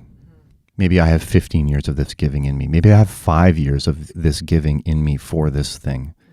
And I can give all of myself for that amount of time. But maybe for me, that's my time here. But it's very much tied to, well, then what else? And you need a job and you got to work, you got to pay your mortgage. There's all these practical things around it too. And the benefits. So we stay in. And maybe we don't realize that maybe for me, it was 5 years in this and then something else, where I think it's common in other industries where people are changing jobs. In the business world, for sure, like they change company to company to company. CEOs do all the time. But we're one of the few jobs you get in and you're just expected, well, you just do 30 years and you retire and this is what you do. But maybe you're not a 30-year person, and that's no judgment on anybody. It's just, I'm just trying to reframe as, maybe if we all had that going in, I'll be aware as I go along and I'll be more conscious of when I'm reaching my limit, and then I'll have a plan to get out and I'll know how to get out. But we don't go in with a plan to get out if something happens. No, but I also think that was the culture then. Like, the culture when I started was like, yeah, so you're going to see some shitty things that the average person doesn't see. So deal with it. If you can't take the heat, get out of the kitchen. Like, that's not just a cliche. That was legit. That's how people looked at it. We didn't talk about mental health. Like I say, when we did those bad calls, we didn't go back to the station and hug it out and talk and let our emotions come out. We went back to the station, talked about other ridiculous things, made fun of somebody, laughed a bit, drank way too much coffee. And then if it spilled over after shift, we go to the bar. We didn't realize that we were coping at that time. We didn't know we were debriefing because those labels didn't exist back then. So now, oddly enough, you see this new generation of first responder come in. They have no problem saying, oh yeah, no, I'm only going to be here 5 years. Or they have no problem saying, I've been here a year. This is not the work for me. I wish that I had that sense of empowerment back then to be able to say or decide, we'll see how this goes. It wasn't like that. And oddly enough, in my entire career, I can count on one hand the number of people that I saw retire. Where did they go? Nobody knows. They just weren't at work anymore. But at that time, it was like, that person blew their back out. Now I look back and I say, did they? Or did their brain just stop being able to take it on anymore and it just showed up as a back injury? That's what probably happened. That's what I think is still happening because of the culture. But I guess the difficulty is that there is some truth to the fact that this work needs to be done. This is the way it needs to be done. This is the job, and you need to be able to do it because it's in these very important moments like we're talking about of what the work that we're doing. So there is truth to that, but it's not the whole truth. It's figuring out for you that half of it, and then also recognizing when it's too much. That may be different for each person. Yeah. That's what all comes down to self-awareness. Yeah. And you're doing this now. This is the fact that we're even having this conversation today. 20 years ago, we could not have had this conversation. We couldn't have had it like so openly and with like the intention to put it out there and have as many people listen to us talk as possible. We didn't do that then. Obviously, there is an evolving movement of culture, mental health. We talk about mental health now like, well, yeah, we're all talking about mental health. Like, what's the big deal? But 20 years ago, because we didn't talk about it, we sure as shit didn't know when things were happening to us. Like, we absolutely didn't. I love the fact now that there's so many organizations that are forward thinking. They're doing workplace wellness initiatives and behavioral wellness initiatives and partnering with wounded warriors. And there's all of these organizations that are like, no, we know you guys do really shitty things. Like, let us help you. Let's talk about it more. And that's why I think the new generation is saying, yeah, I'm going to do this, but I know that this is a finite amount of time that I'm going to be able to do this. And I'm good with it. I think we both realize that there is a definite support and help and accountability for a workplace to do things to help their employees. But there's also a strong accountability and ownership on the person themselves and things that they can seek out and do outside of what their job is providing for them. 100%. Maybe walk me through that. Like, what helped you that the workplace was providing? What have you discovered about yourself and found helpful outside of that?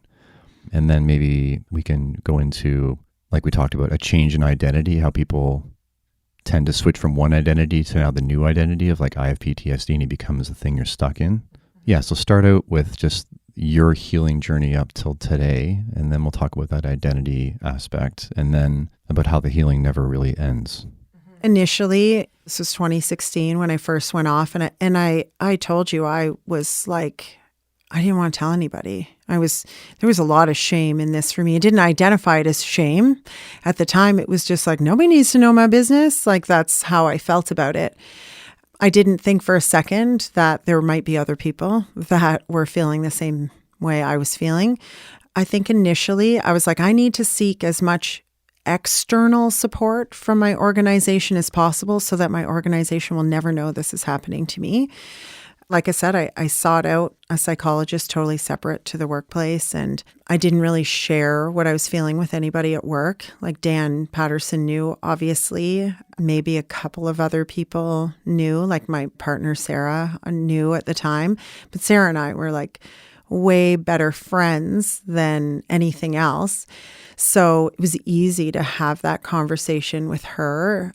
But I really separated myself from the organization because I really just felt like they didn't have what I needed. I told myself they didn't have what I needed. There was no indication to me that they were going to take care of me, that this was just, I'm going to have to do this on my own. I'm going to have to figure this out on my own.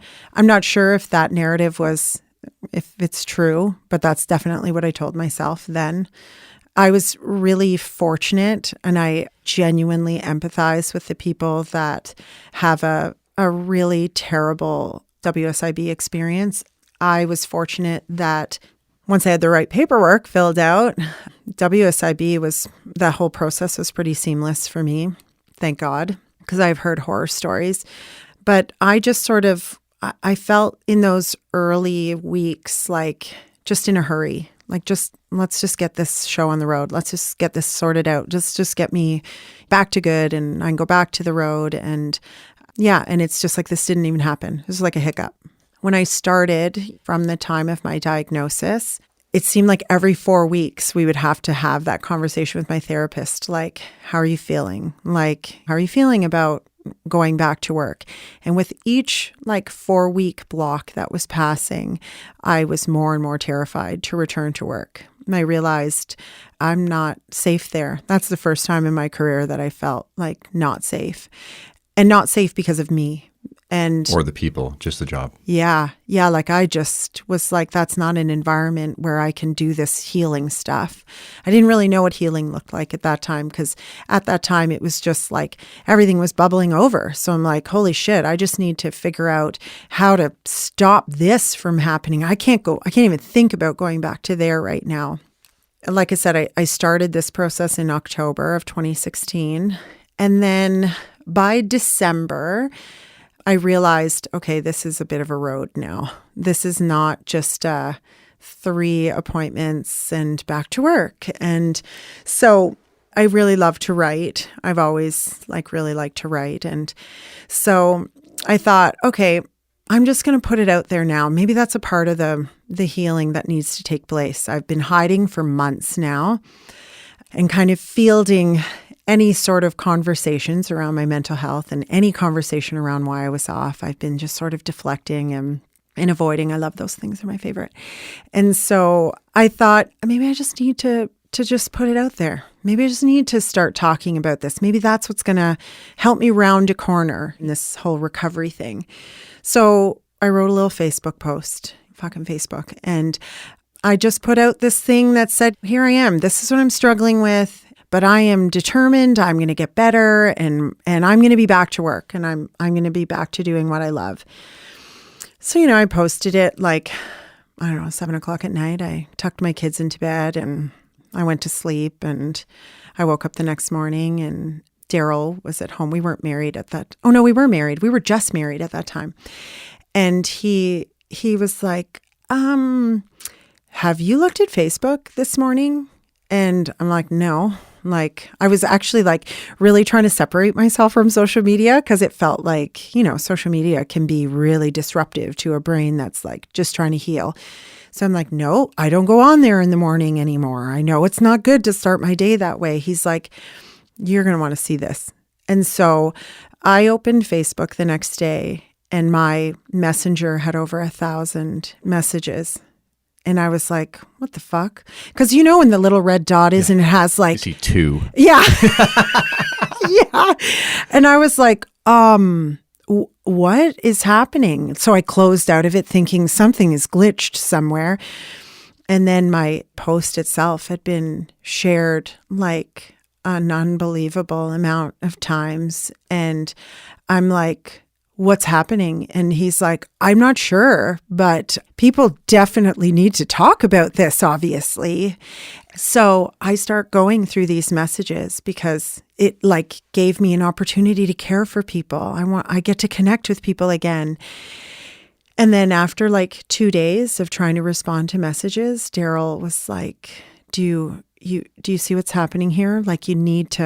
You need to kind of separate yourself. I see what's happening here. I'm watching this woman that with the cape on that used to run out the door to work every day. She's back here. You need to recognize that. And God love my husband for being a mirror. That poor guy has taken a lot of my shit over the years when he's just tried to hold up that mirror for me, which I have definitely been resistant to. I put that mildly. But I realized I'm going down another road here. I'm trying to save the world in a totally different way. And I was so raw, and it was so early in my recovery. I'm not capable of taking this on. But a message after message was like, thank you. Thank you. And I remember thinking this whole world is like, these people are falling apart and nobody's taking care of them.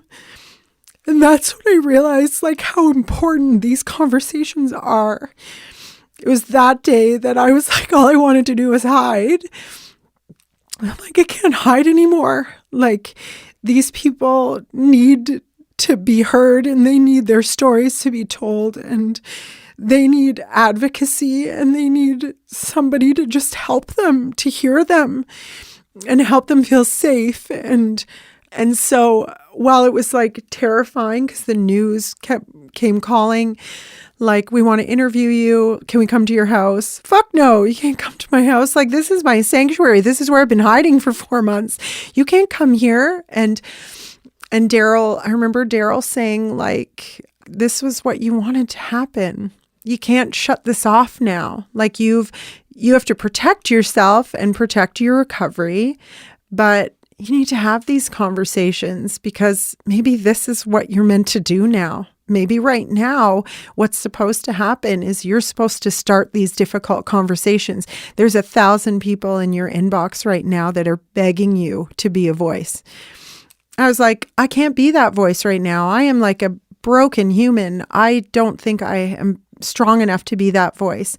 And he's like, obviously, you need to take care of yourself first, but just know that like you're meant to have these conversations. You're stronger than you think. And establish boundaries for yourself while you do it. Yeah. Or maybe you didn't have them before. Exactly. Because that's the thing. My tendency was like, okay, I'm going to save all these people now and that's what filled my spirit. But there was definitely no boundaries. Yep. And so it was a really positive learning experience for me to really like tap into what am I feeling right now? Like, what am I feeling other than compelled to help people? But what else? And what's resonating from their messages in me that I need to? Yeah. So, I mean, I did some of the interviews and I did like CBC radio and had City and CTV come to our house and it was like super scary. But at the same time, like, I really feel like it gave me an opportunity to just start talking about the very thing that I had been running from for years and years and years. And like I said, it allowed me to be a voice for people that just weren't there yet in their recovery game. And some of them weren't even in recovery yet. They were like, I am absolutely still going to work every day and white knuckling my way through my shifts. And so that experience connected me with Temacontur Memorial Trust at that time and Wounded Warriors and God, the Minister of Labor of all things.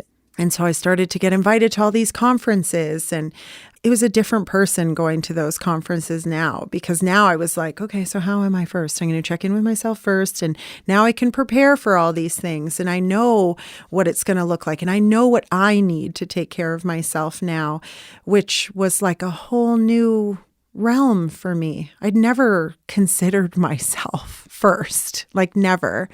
So it was awesome. I mean, like I said, all of those amazing connections. I met some really amazing people that I still stay in touch with all these years later. And it absolutely like shone a spotlight on the fact that like we just need to do better. We need to take care of our people and the organizations have a responsibility. We have a responsibility to each other in a culture where we don't always look after each other very well. It was like a really scary time, but a really empowering time in my recovery. And it kind of like took some of the pressure that I was putting on myself to return to the job. And like kind of when I was at that place of like, who am I now? Like, maybe I'm this person. Maybe I'm a person that's able to help other people, but just not in that way anymore. So kind of was like exciting for me to think like I can do other things. I'm not just that person in that uniform every day. Maybe I'm meant to do this person for the other people in uniform every day. But then I sort of thought, okay, oh my God, I know what I'm going to do now. I'm going to save the world. I'm going to save all the first responders that are broken or they don't know they're broken yet. I'm going to save them all. I'm going to change the way we do things. I'm going to change the way WSIB does things. And I'm going to fix all these organizations that don't talk enough about mental health. So that's not how that goes. Yeah, so this is a great segue because what I want to talk about next is, which we touched on prior to us sitting down, was how this diagnosis, this self-awareness, this healing journey can become a pitfall that people find themselves in as the new identity. And that becomes who they are. That can actually hinder. It's an important phase to go through because you need to be in it. But the end goal is to come out the other side and to not let it become the new identity, which is really hard because when you do get attention, you're speaking, you feel like you're making a difference. But that can also keep you in that role of like, well, if I heal, if I change, I'm not this anymore, then what am I? And we don't want to go through that what am I again. Right. So we stay in it. Yeah. So maybe just talk about that and being aware of that, about how to move through it for yourself and for other people, because they need to see that that's part of the journey. I think what I noticed at that time was that, I was just sort of replacing this identity with ultimately the same one. It was still just a way for me to just hide from what I really needed to see in myself. Because I'm like, I'm still helper. I'm still compassionate. I know this. Yes. Yeah. So I guess it was 2018. I went back to work. And I thought, I have a totally different vision now. I don't need to go back to the road. I'm going to go back and I'm going to fix everything here. And maybe that's what I'm meant to do now. But it still fills my spirit. And like I said, it still gives me all of these same things. But now it's for us. It's other people like me now. So sorry, what was back to work? What was that role? They were at that time just starting a paramedic culture and engagement department, which kind of had a lot of things under that umbrella, but mental health was under that umbrella. So, because that's the other unfortunate thing is when you go off work, whether it's a physical injury or mental health injury, our modified work program is shit. Like it is. There is no really structured. It's kind of like, well, you can go into education if you want, and you can go maybe just move trucks around if you want, or there's no structure. And like, absolutely, a person suffering an injury that's coming back to work to a very physical job needs to have structure. You need to know what you're doing every day. And what I experienced with a mental health injury is that's even more important. I need to know what I'm doing every day. And how this is a step on the path. Exactly. Right. And like, what is the next step beyond timeline, right. All of those things. I need a plan. Yes. Like, show me the plan so that I can actually evaluate the effectiveness of this plan. We need some order in the chaos. Yes. But it's not like that. And so in the culture and engagement, I was sort of like tasked to focus on kind of the mental health framework that was unfolding and this sort of like psychological wellness. And of course I was like, I want to do all of this. But I remember Dan Patterson saying to me, like, because there's this sense of urgency, like I'm back now, let me do all the things because I'm here now and I know what needs to be done because I'm living it, I'm experiencing it. Also, a super valuable piece is the fact that I was off for 2 years and I didn't hear from a fucking soul from my organization. So I'd given them 22 years and I didn't get one single phone call other than from the people I call friends to check in. And that's where I'm like, what's wrong with you fucking people? Like, we need to know that you give a shit about us. That's super important. It's important to the guy that's at home for 6 months with a knee injury, and it's important for the person that's at home for 6 months with a mental health injury. Like, they need to know value is important. It's important to feel that. And it's important to have that from the organization that, make no mistake, you are giving yourself to it day in and day out. Like, obviously, and there's an ultimate price to be paid in doing that. So when I went back to culture and engagement and started all this mental health stuff, I remember saying to Dan Patterson, like, when do we see the fruits of our labor? Like, when do we start seeing that this is making a difference? Why do I feel like I'm just waiting for meetings? Why do I feel like I'm created this and I'm I'm waiting for something miraculous to happen. I'm waiting for like this big, like, oh, thank goodness, it's all fixed. You're waiting for the pulse to come back in the garage. Yes. Yes. And turn around and go, can you believe this? Yeah, exactly. I'm like, I want to see that. And Dan's like, well, let me just tell you something. He says, and his analogy is perfect. I use it all the time. He's like, have you ever watched an aircraft carrier turn in the middle of the ocean? I'm like, what the fuck are you talking about, man? He says, have you ever looked at an aircraft carrier turn in the middle of the ocean? I'm like, well, I guess. He's like, but do you ever really see it moving? No. That's what this is like. So I'm like, what does that even mean, man? And he was like, it's turning, but it's just slow as shit. You're not going to be able to see that every day. But there is going to be a time where you're going to realize, oh, look, the aircraft carrier is now facing the opposite direction. That's what this whole movement is going to look like. You need to be patient. Oh, okay. So put that on my list as something to work on, because patience is not something I'm very good at. Yeah, it's going from crisis management, which is what you did before, to project management, and they're totally different mentalities. Yeah.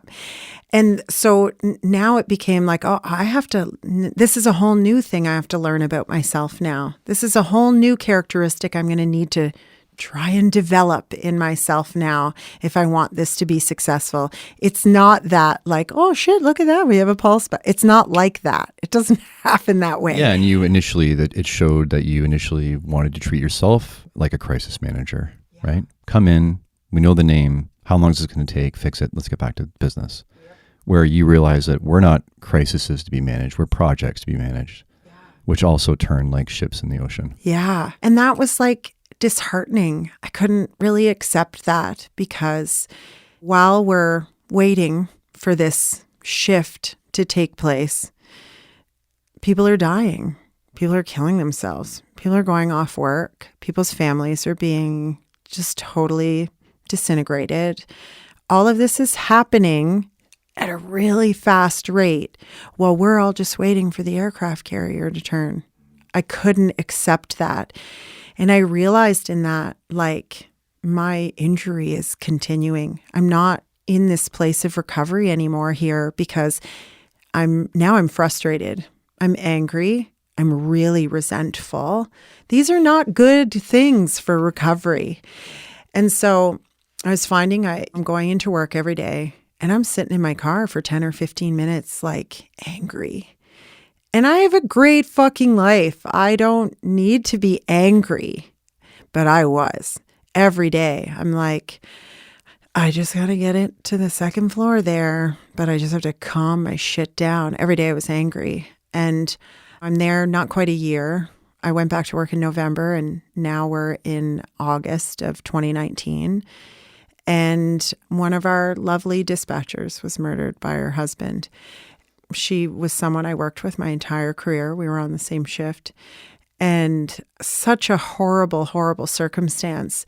But even in an administrative capacity that I was working at that time, I absolutely felt the ripple effect of that and how significant that was for our people and how painful that was for our people to process. And like I said, now I'm sitting in this role where all I want to do is support people in their mental health and support people through really hard things. But I'm in it. Like, I'm still trying to support myself. And this is also a really personal experience for me too, because I knew her too. So I'm sharing this grief, but I'm also wanting to be this person that's going to support people and help people and give them what they need right now. And I'm angry. And I'm resentful, and I'm looking at my organization feeling like you're failing me and everybody else here. And now we are all dealing with something that has hit us closer to home than anything else has in a long time. And nobody's doing anything. And so add on more anger, more frustration, more pain, more grief. And I have the awareness, because I've been at this recovery thing for a few years, I feel myself like regressing. This is not a growth opportunity for me now. I am going backwards. That's key in the healing journey, to realize you come to the self-awareness of, am I moving forward? Am I moving backwards? Yeah.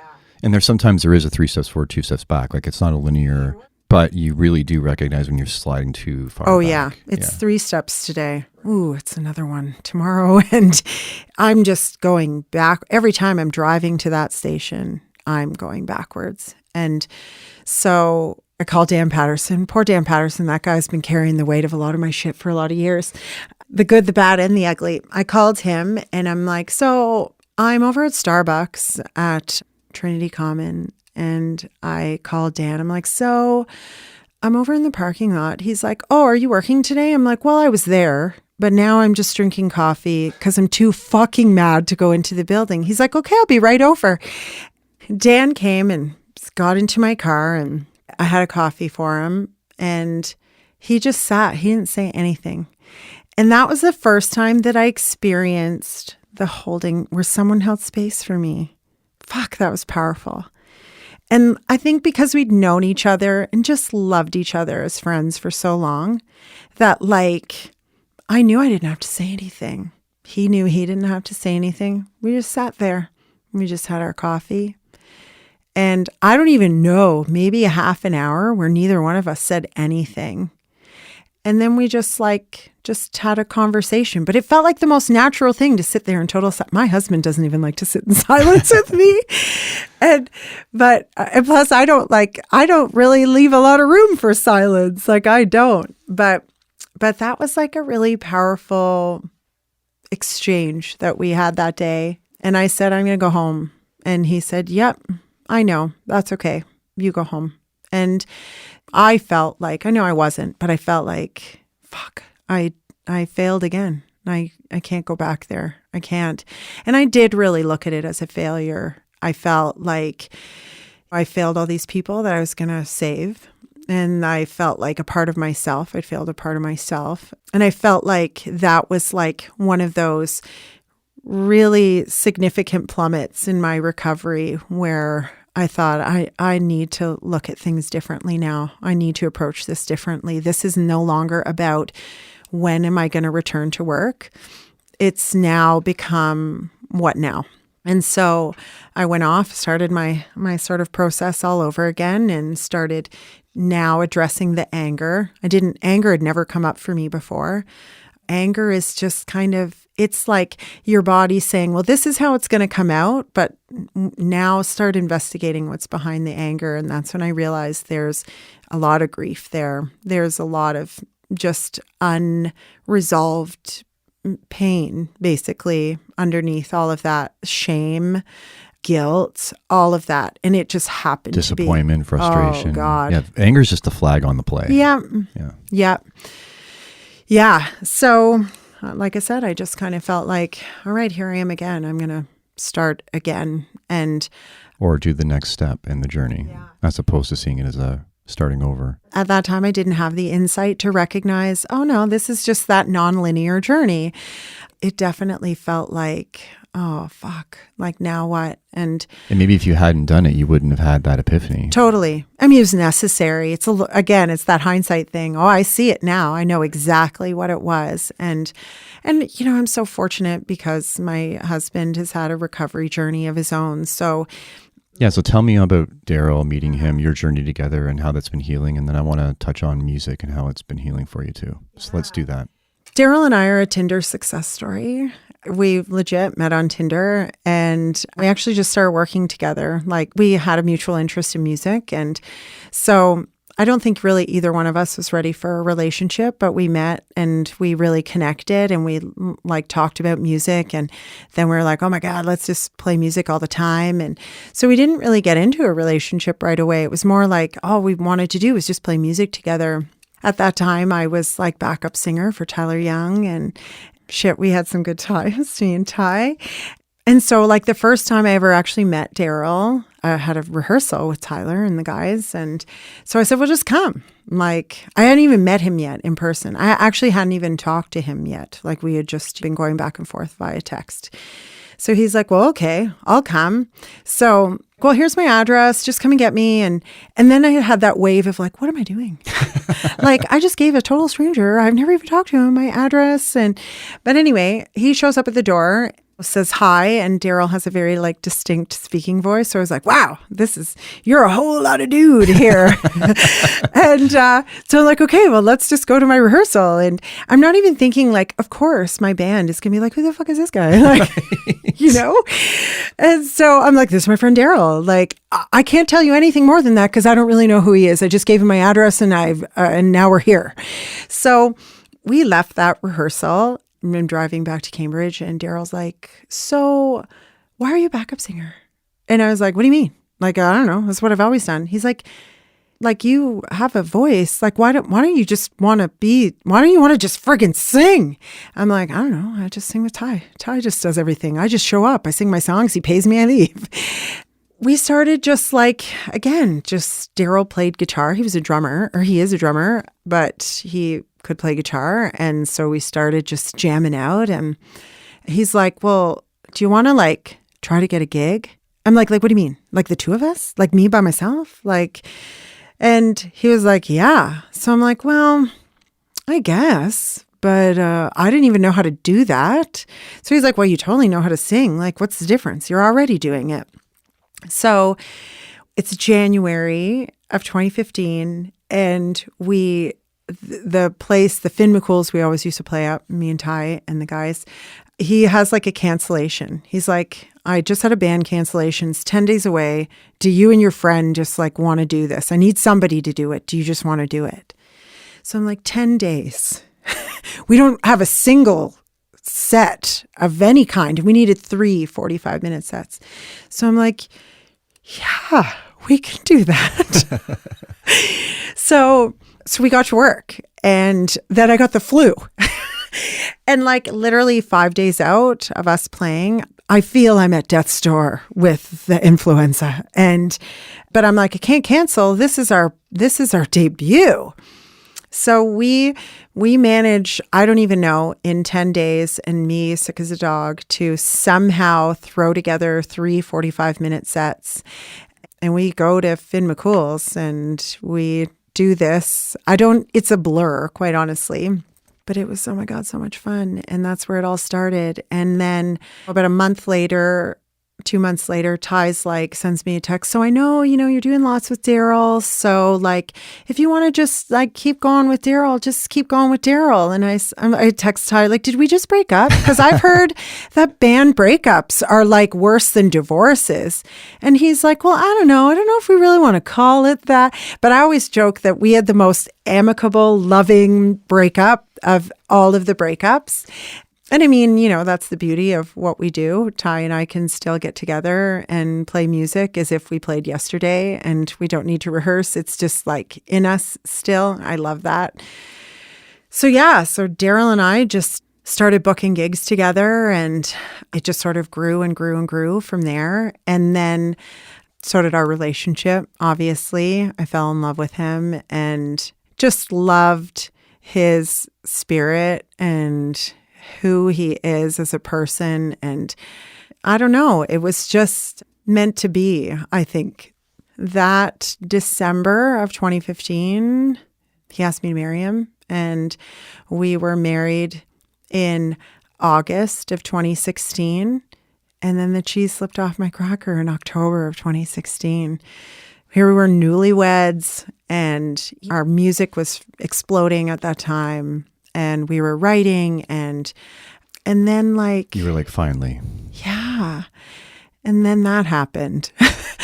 And then I don't know, like like I said, when all of that stuff, when just all started to bubble over for me, it was really hard to enjoy our music. It was really hard to show up in our relationship. It was really hard. And we have expectations as a newlywed, like, oh, this is what our beautiful life is going to look like, and everything is so wonderful.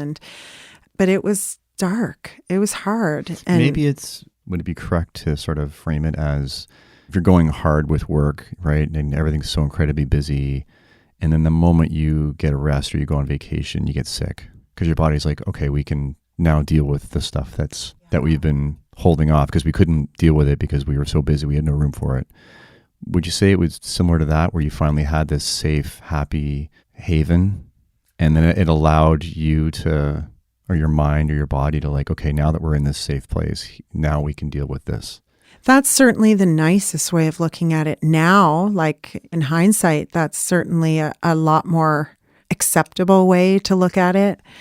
I think at the time, I wish I had that insight to see it that way. Because again, I sort of labeled it like, oh my God, I'm failing at this even. Like I can't even keep this together. And this is like the most beautiful thing of my life right now. And I don't have a handle on anything. I can't give it anything that I want to give it. We struggled in those early times. And like I said, Daryl has a history of alcoholism and drug addiction. And we celebrate 15 years sobriety for him this year on June 1st. I'm so excited.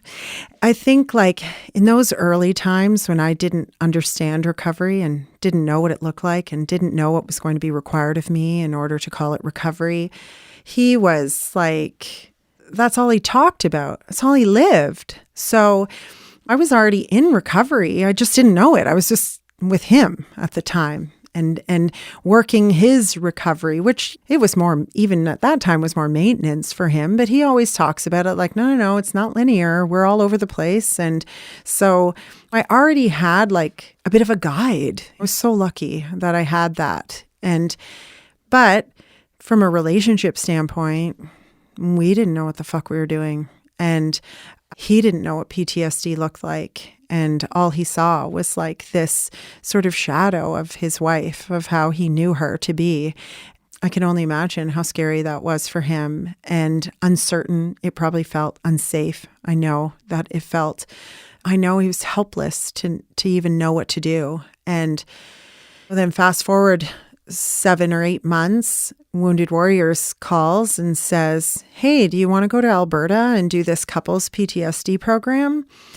I am absolutely terrified of flying. So I'm like, no, I don't want to do that. Like, I don't want to do that, but thanks. And because all I could focus on was the flight. I couldn't focus on like, yeah, the program's probably good, but if I have to fly there, like, I'm not doing that. So Daryl had kind of sat me down and said, like, we don't have a choice. Like, we have to do this. Yeah, listen here, Mr. T. Yeah. Exactly. Murdoch's going to drug you and we're going to get you to this resort.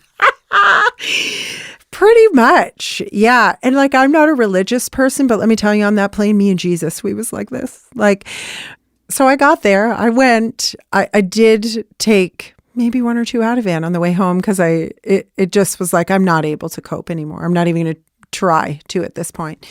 So Mama's Little Helper did the trick on the way home. That program was like definitely transcendent for our relationship. And it was an equine therapy program. I see more of them popping up now.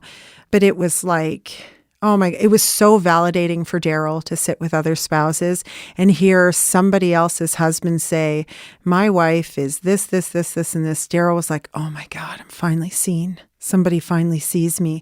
So there are other people that experience what I'm experiencing right now. That was so powerful for him. And I think it was powerful for me in that I could sit with other first responders and like finally I could talk to other people that I didn't have to do a lot of explaining. They just got it. And the facilitators of that program were incredible. 4 days and it was like, holy shit, this has changed my life. It's changed my life, changed our relationship. That's kind of, I find myself here now, like I say, almost 7 years later, on a completely different trajectory than I ever saw myself taking almost 7 years ago. I still have this amazing supportive husband by my side. It's still absolutely not a linear path for me, even 7 years later. I struggle. Talk to me about, you did a cold plunge recently. So we had a conversation about where we're at and when we were sort of planning on talking, and discomfort, recognizing where our blocks and we're limited in our beliefs and our feelings and what's next for us in our journey of growing, right, in this huge growth opportunity that life is, and how that might be something that might help. As in, and we talked about that this morning, that these things like cold plunges and cold showers and ayahuasca and ketamine, like all these things that are out there, it's not about the thing, right? I know cold plunges are a thing right now, but it's not about the thing. It's just something that shakes you out of where you're at and helps you move to the next thing. It helps move you forward, right? Because I feel like I've needed things that are dramatic like that to knock me out of my comfort zone, at that little safe space of where I'm at, and then help me move to the next phase. So maybe just talk to me about that experience and that realization and where you see yourself going next. I have had the same psychologist for my entire recovery. And when we had that coffee there, a month ago or wherever it was when we went out last, over the previous couple of weeks, I just sort of felt this something in me that says, okay, like I love the talk therapy. I'm still doing it every 2 weeks and I'm doing that part of the work. I still love to journal and I mean, I have other things that I'm focusing on now too. But as far as like my mental health support game, like that's kind of all I've been doing for a really long time.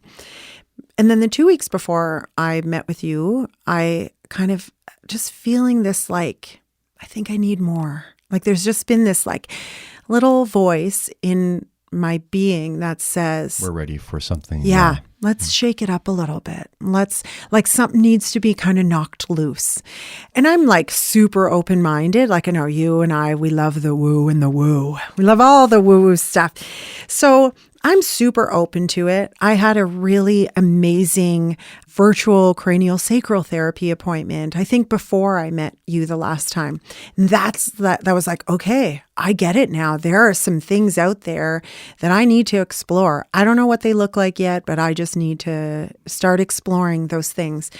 And yeah, like it is no secret that I really just like to be in a very comfortable bubble, managing all the things that I can manage and not rocking the boat too much. I love all that shit. And if I can help other people feel more comfortable at the same time, I want to do that too. So I've never really needed to rock the boat, but I realize that, like I said before, and I know it's kind of like every friggin' meme that's out there now, every poster, every motivational this, there is no growth in comfort.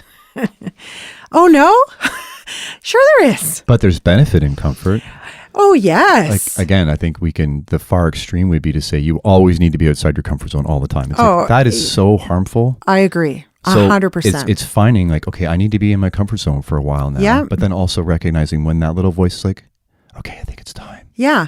And it's that knowing where comfort is. We'll go back there when we need to. We can comfort ahead. Yeah. We can just float in and around comfort and discomfort. Or just on the edge of the comfort zone. You don't have to blow past it. Right. I'm not jumping out of an airplane. Yeah. No. There's ways to edge towards discomfort. Yes. I think I just realized that I did just need to know that discomfort doesn't mean unsafe.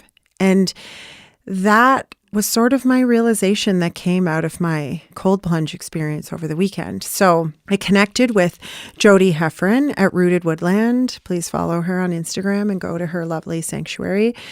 So she is a nurse and again, kind of like the rest of us, always just sort of seeking something more out of her life. And so she literally found this incredible paradise in the woods, just beyond Blue Mountain.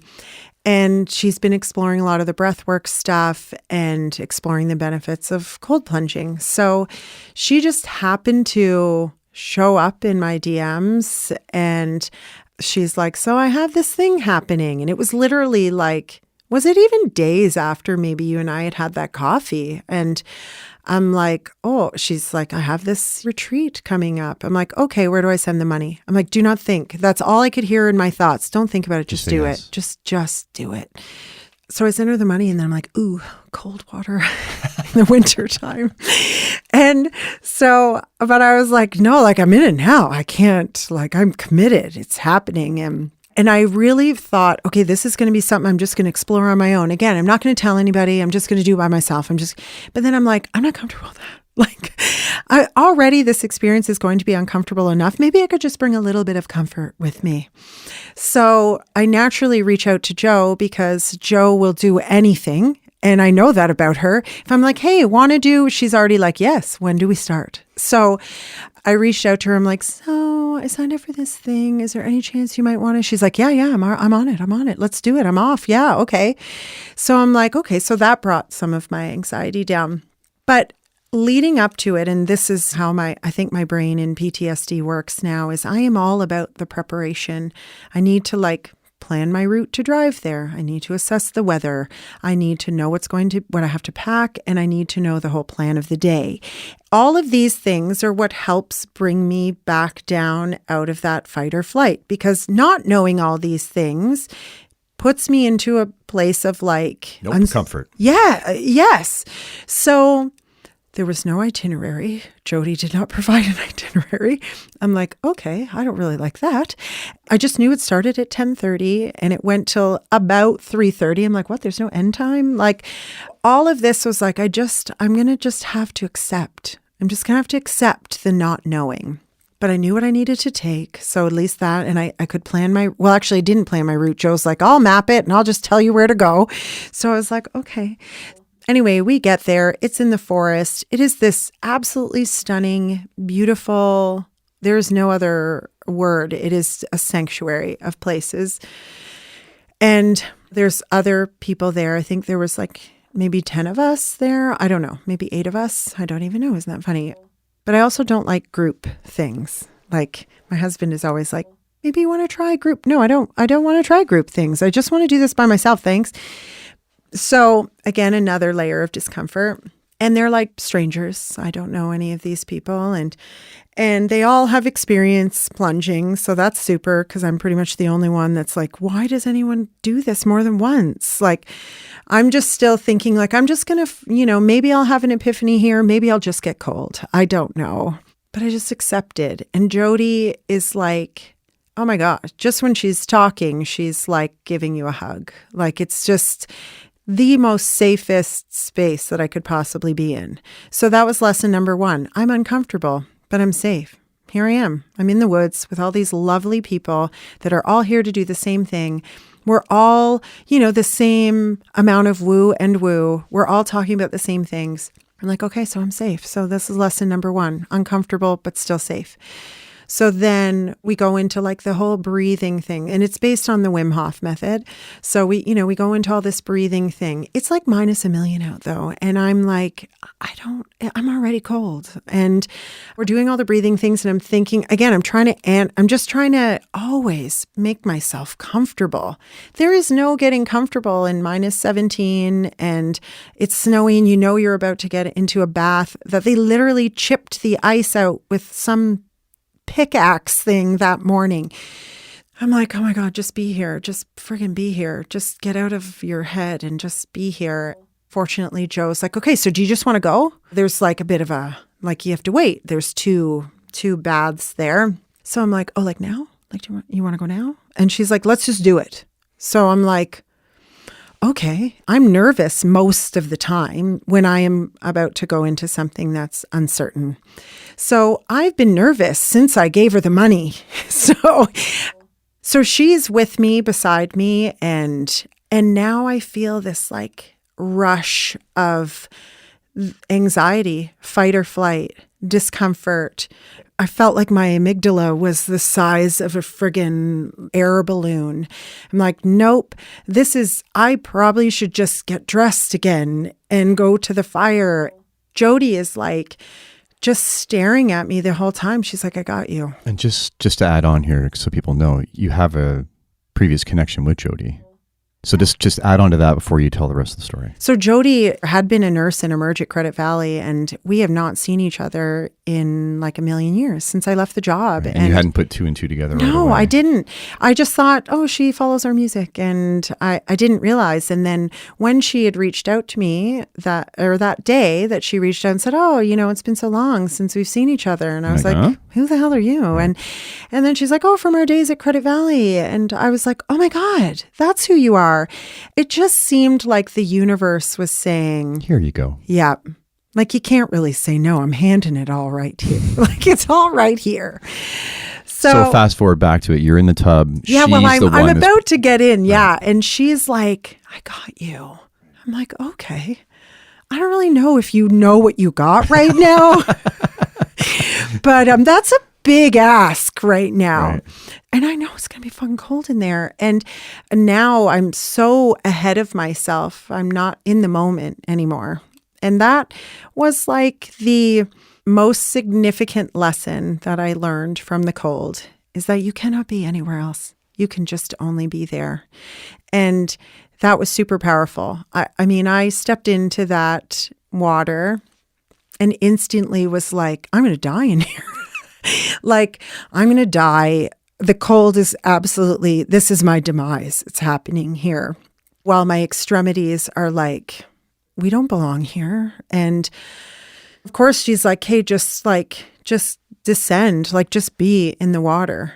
And so I'm like, well, I'm already halfway there, so I'm in now. But then this like rush of like, it was like my nervous system just cracked wide open. I just started sobbing. But it was kind of like, again, it was like Jody's talking to me here the whole time and I'm staring at her the whole time and she's looking right back at me. She's not looking away. I got you. I got you. I got you. You're safe. That sort of total outpouring. Like, I mean, Joe is right beside me. I can't even see her because I am just in this moment and it's all my moment. And I just remember thinking like, I'm totally safe here. I've never been more uncomfortable in the cold, in -17 weather, with a woman that I haven't connected with in a long time. And we've never been this connected. Like, she's seeing me on a whole next level now. And I'm as vulnerable as they come here. I'm in a bathing suit in February. And I haven't touched upon that, but vulnerability is my least favorite thing. And I am wide open here. And all I can hear her saying is, you're safe. And I was like, holy fuck, I'm uncomfortable and safe again. Like, here's another lesson where I have sought out a really uncomfortable thing here, but I'm totally safe. I can stand up and get out anytime. But I didn't. I sat there and she just kept talking. And about a minute went by. And that's the other beautiful thing about the cold is it's just fucking cold. Like, I had already created what I thought the experience was going to be like. I already thought, I'm never going to be able to sit in there for 2 minutes and 30 seconds. There's no way. I'm going to get out. I'd already decided that. I had already created the entire experience. And it was nothing like that for me. It was like, and that's where I realized, like, you don't have it all. You don't know it all. You're not going to be able to plan it all. And in the not planning, there's still safety. In the not knowing, there is still a place of comfort in the discomfort. And so I sat there for about a minute sobbing and her just continuing to just comfort me and reassure me. And then I felt this, I don't know, this like, again, the only word I can think of is just complete surrender, where my body just said, we're here. Which is a word you don't like. I hate that word. I hate it so much. I don't even know why. I don't know if it's like the spelling. I don't know what it is. I just hate that word. But a release, a letting go, a resigning. Yeah. Giving over. Acceptance. Yeah. But then she says to me, did you feel that? Like, in the same moment that I like just felt my body literally settle in, she's like, did you feel that? And she's like, I just felt your body let go. I'm like, oh my God, you felt that? Because I thought I was the only one feeling that. But that's what's so powerful about connection like that. Like, that moment was so powerful to know that, oh my God, this person she is with me here. Yeah, like, it wasn't just words. Nope. She absolutely was like, did you feel it? Energetically connected with you. Yeah. So powerful. Oh my God. Which is part of helping you to get to that release point. Yeah. And her experience of it before I recognized it. Yeah. It was so, so huge. And then I was just like, it was only then that I like looked out and, we're facing this friggin' Mother Nature's friggin' paradise there, that I just looked out and I'm like, oh my God, I'm friggin' doing this. I'm like here and I'm not uncomfortable anymore and I'm totally safe. And I don't know, it was just a really weird where my brain was like, we should be really not enjoying this. And I probably wasn't, but at the same time, there wasn't resistance anymore. There was no fear anymore. There was no fight or flight in that moment. It was just like serenity. It was just like, here I am. I'm in this moment. I don't know if I've been in a moment in a really fucking long time because I'm 10 steps ahead, like I say, all the time. But I'm like, no, I'm just fucking here. And you get out. Still my 17 out, but I didn't feel it. I didn't have that awareness of like, oh, I'm stepping out of this space into this space. It was like, no, like I'm just about in this moment. I was there and now I'm here and I'm in this moment. And then I got to the sauna and that was really nice. Yeah, but we talked about even cold showers, right? Like it's okay to have your warm shower, hot shower, go to cold and go back to hot again. Like that's fine. Like you don't have to step into cold the whole time, step out again. You can if you want, but there's a way to do it that gets you there. I think like just these sort of experiences though, I wasn't really anticipating the sort of constant reflection that kept coming long after the experience in the cold happened. Like here I am like that night, I'm like, oh, I had another sort of like, that's interesting. And then I'm going to sleep that night and I'm exhausted. I've been outside all day. I'm at home in my toasty warm bed and I'm comfortable again. And something else pops into my head like, interesting. All of these like really big reflective things that I don't think I saw before. I didn't have the awareness around before. That I think like some of these sort of alternate modalities can sometimes reveal really fascinating things about yourself that maybe you wouldn't get to just with talk therapy. Maybe you wouldn't get to it by just like journaling yourself. It sometimes takes these little like shakeups to just sort of like show you something else. It makes sense to me that you go on a really difficult call and then you find yourself in your bed in your comfortable place and your brain is on that call. It was an impactful, intense experience and your brain ruminates on stuff like that to make sense of it. But you can do that with good things too. You can have this amazing experience and give your brain this extreme experience without you making it do anything, like forcing it. It's going to ruminate on that. But now ruminate on something that's going to help open you up and heal you, not drag you down into the depths. Yes. So maybe that's the key is like we need that to balance out the other. Even just saying like, oh, it's woo-woo stuff. Sometimes our egos prevent us from exploring. I mean, hell, our egos keep us out of like mental health professional care for years and years and years too. I don't think there's really like a cookie cutter, has to be done this way, and this is what works for everybody. I absolutely don't agree with that. People find opportunities to grow and heal with lots of different things.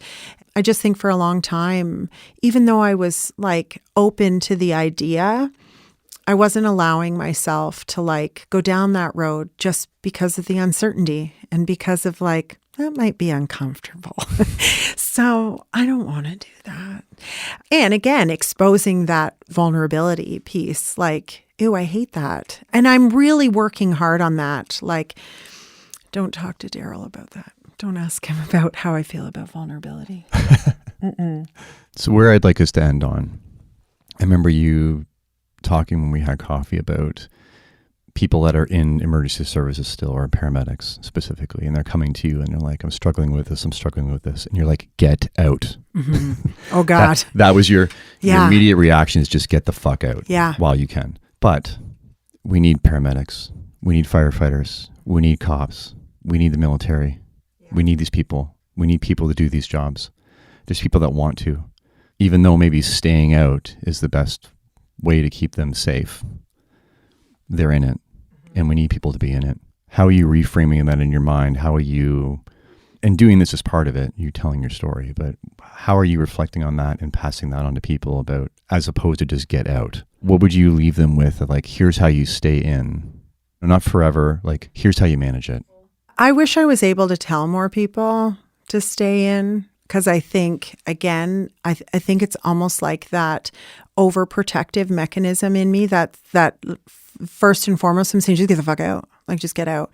That's my way of saying, like, protect yourself, save yourself. And their experience might not be your experience as well. Absolutely, it isn't.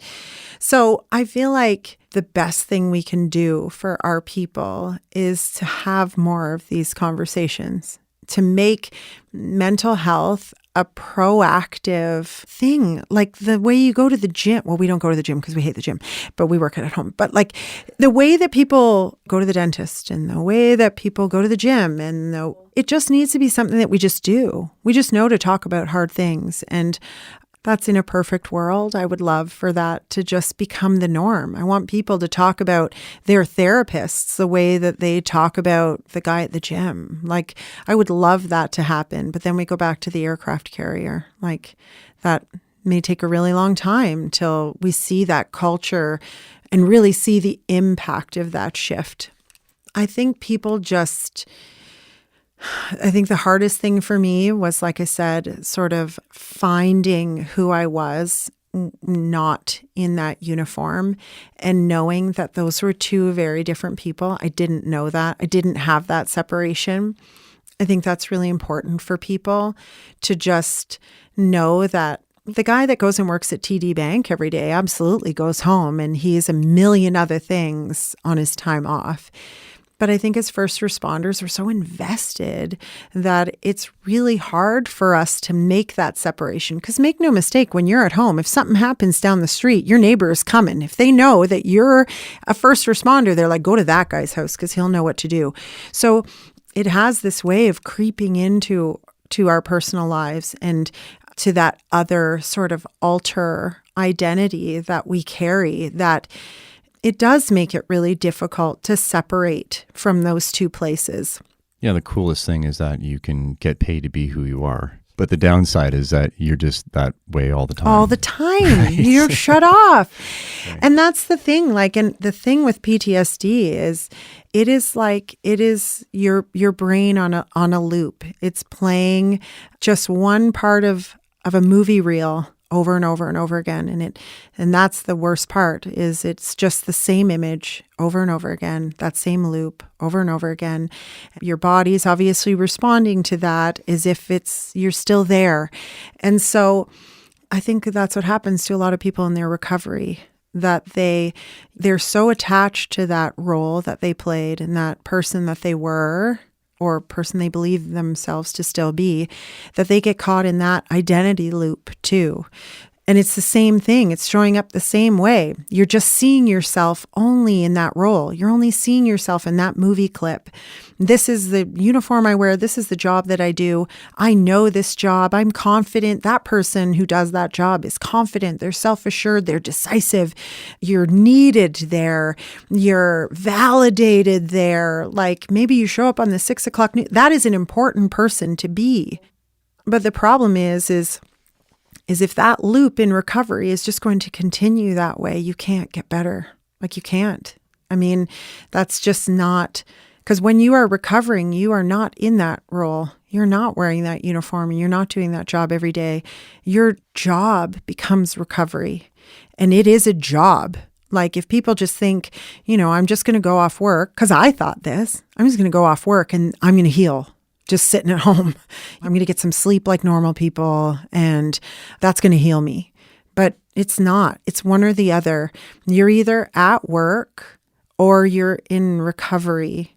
And until your recovery reaches a place where maybe you go back to work or maybe you don't go back to work, but there's a place in the recovery where that happens. And at least that's my thought. And I do talk to a lot of people that I think are really hung up on the identity piece, and I get it. I know it's really hard to separate yourself, and it's really hard to know. I mean, I was a 19-year-old kid when I started this job. I don't even know who that 19-year-old kid. I don't want to go back and be that person, but all I've done is just develop this identity for 25 years. So, like, sure, that's going to be the hardest part, but if I'm going to like use the analogy of the cold, and it only took me 7 years to reach a place of like acceptance, surrendering, giving over. When you're in recovery, there is empowerment in those things. There's empowerment in the realization of like, okay, I'm in it. I'm going to accept it. This is just my moment. Maybe your next 5 minutes is shit, but in this moment, I'm just going to feel this. I'm going to friggin' be sad. I'm going to friggin' be mad, or I'm going to be all of these things, but I'm just that now. I just think people are resistant because they don't want to let go of that role. They don't want to let go of that identity. But even in going back to that role, you can't go back the same person that left. You're going to have to go back a different person. And so you're not going to be able to get around recovery. You can stay in the shit, sure. Stay there. Make it miserable for yourself and everybody else around you. Complain and kick and scream about it. Sure, do all that. But that's not going to put you back to that job healthy if that's where you want to go. It's not. So take your time to feel that way and be in the shit and all those other things. But then know that at some point you're going to have to feel your stuff and you're going to have to move through it and recover. Then look at that job and then say, okay, I can do it differently. I can do it more resilient, or I can do it from a more healed place. Or maybe, in my case, I'm not going to do that. Maybe we need to reframe recovery as rediscovery. Yeah, I think that's exactly what it is. I'm not the same person that I was on October 19th, 2016. Thank God. Thank God. That's a huge piece too, is like when you realize that you don't want to stay the same person for your whole life. So what's the point if you do that? So keep rediscovering, keep it fresh. Absolutely. Absolutely. I'm really grateful that we were finally able to nail this down. And we let it happen like we said, like when it's the right moment, it'll be the right moment. And it'll be what it needs to be. I mean, I knew it was going to be like this because, like, you're one of my favorite people of all the people that are out there. So I knew it was just going to be like a conversation. I don't even know, like, holy hell.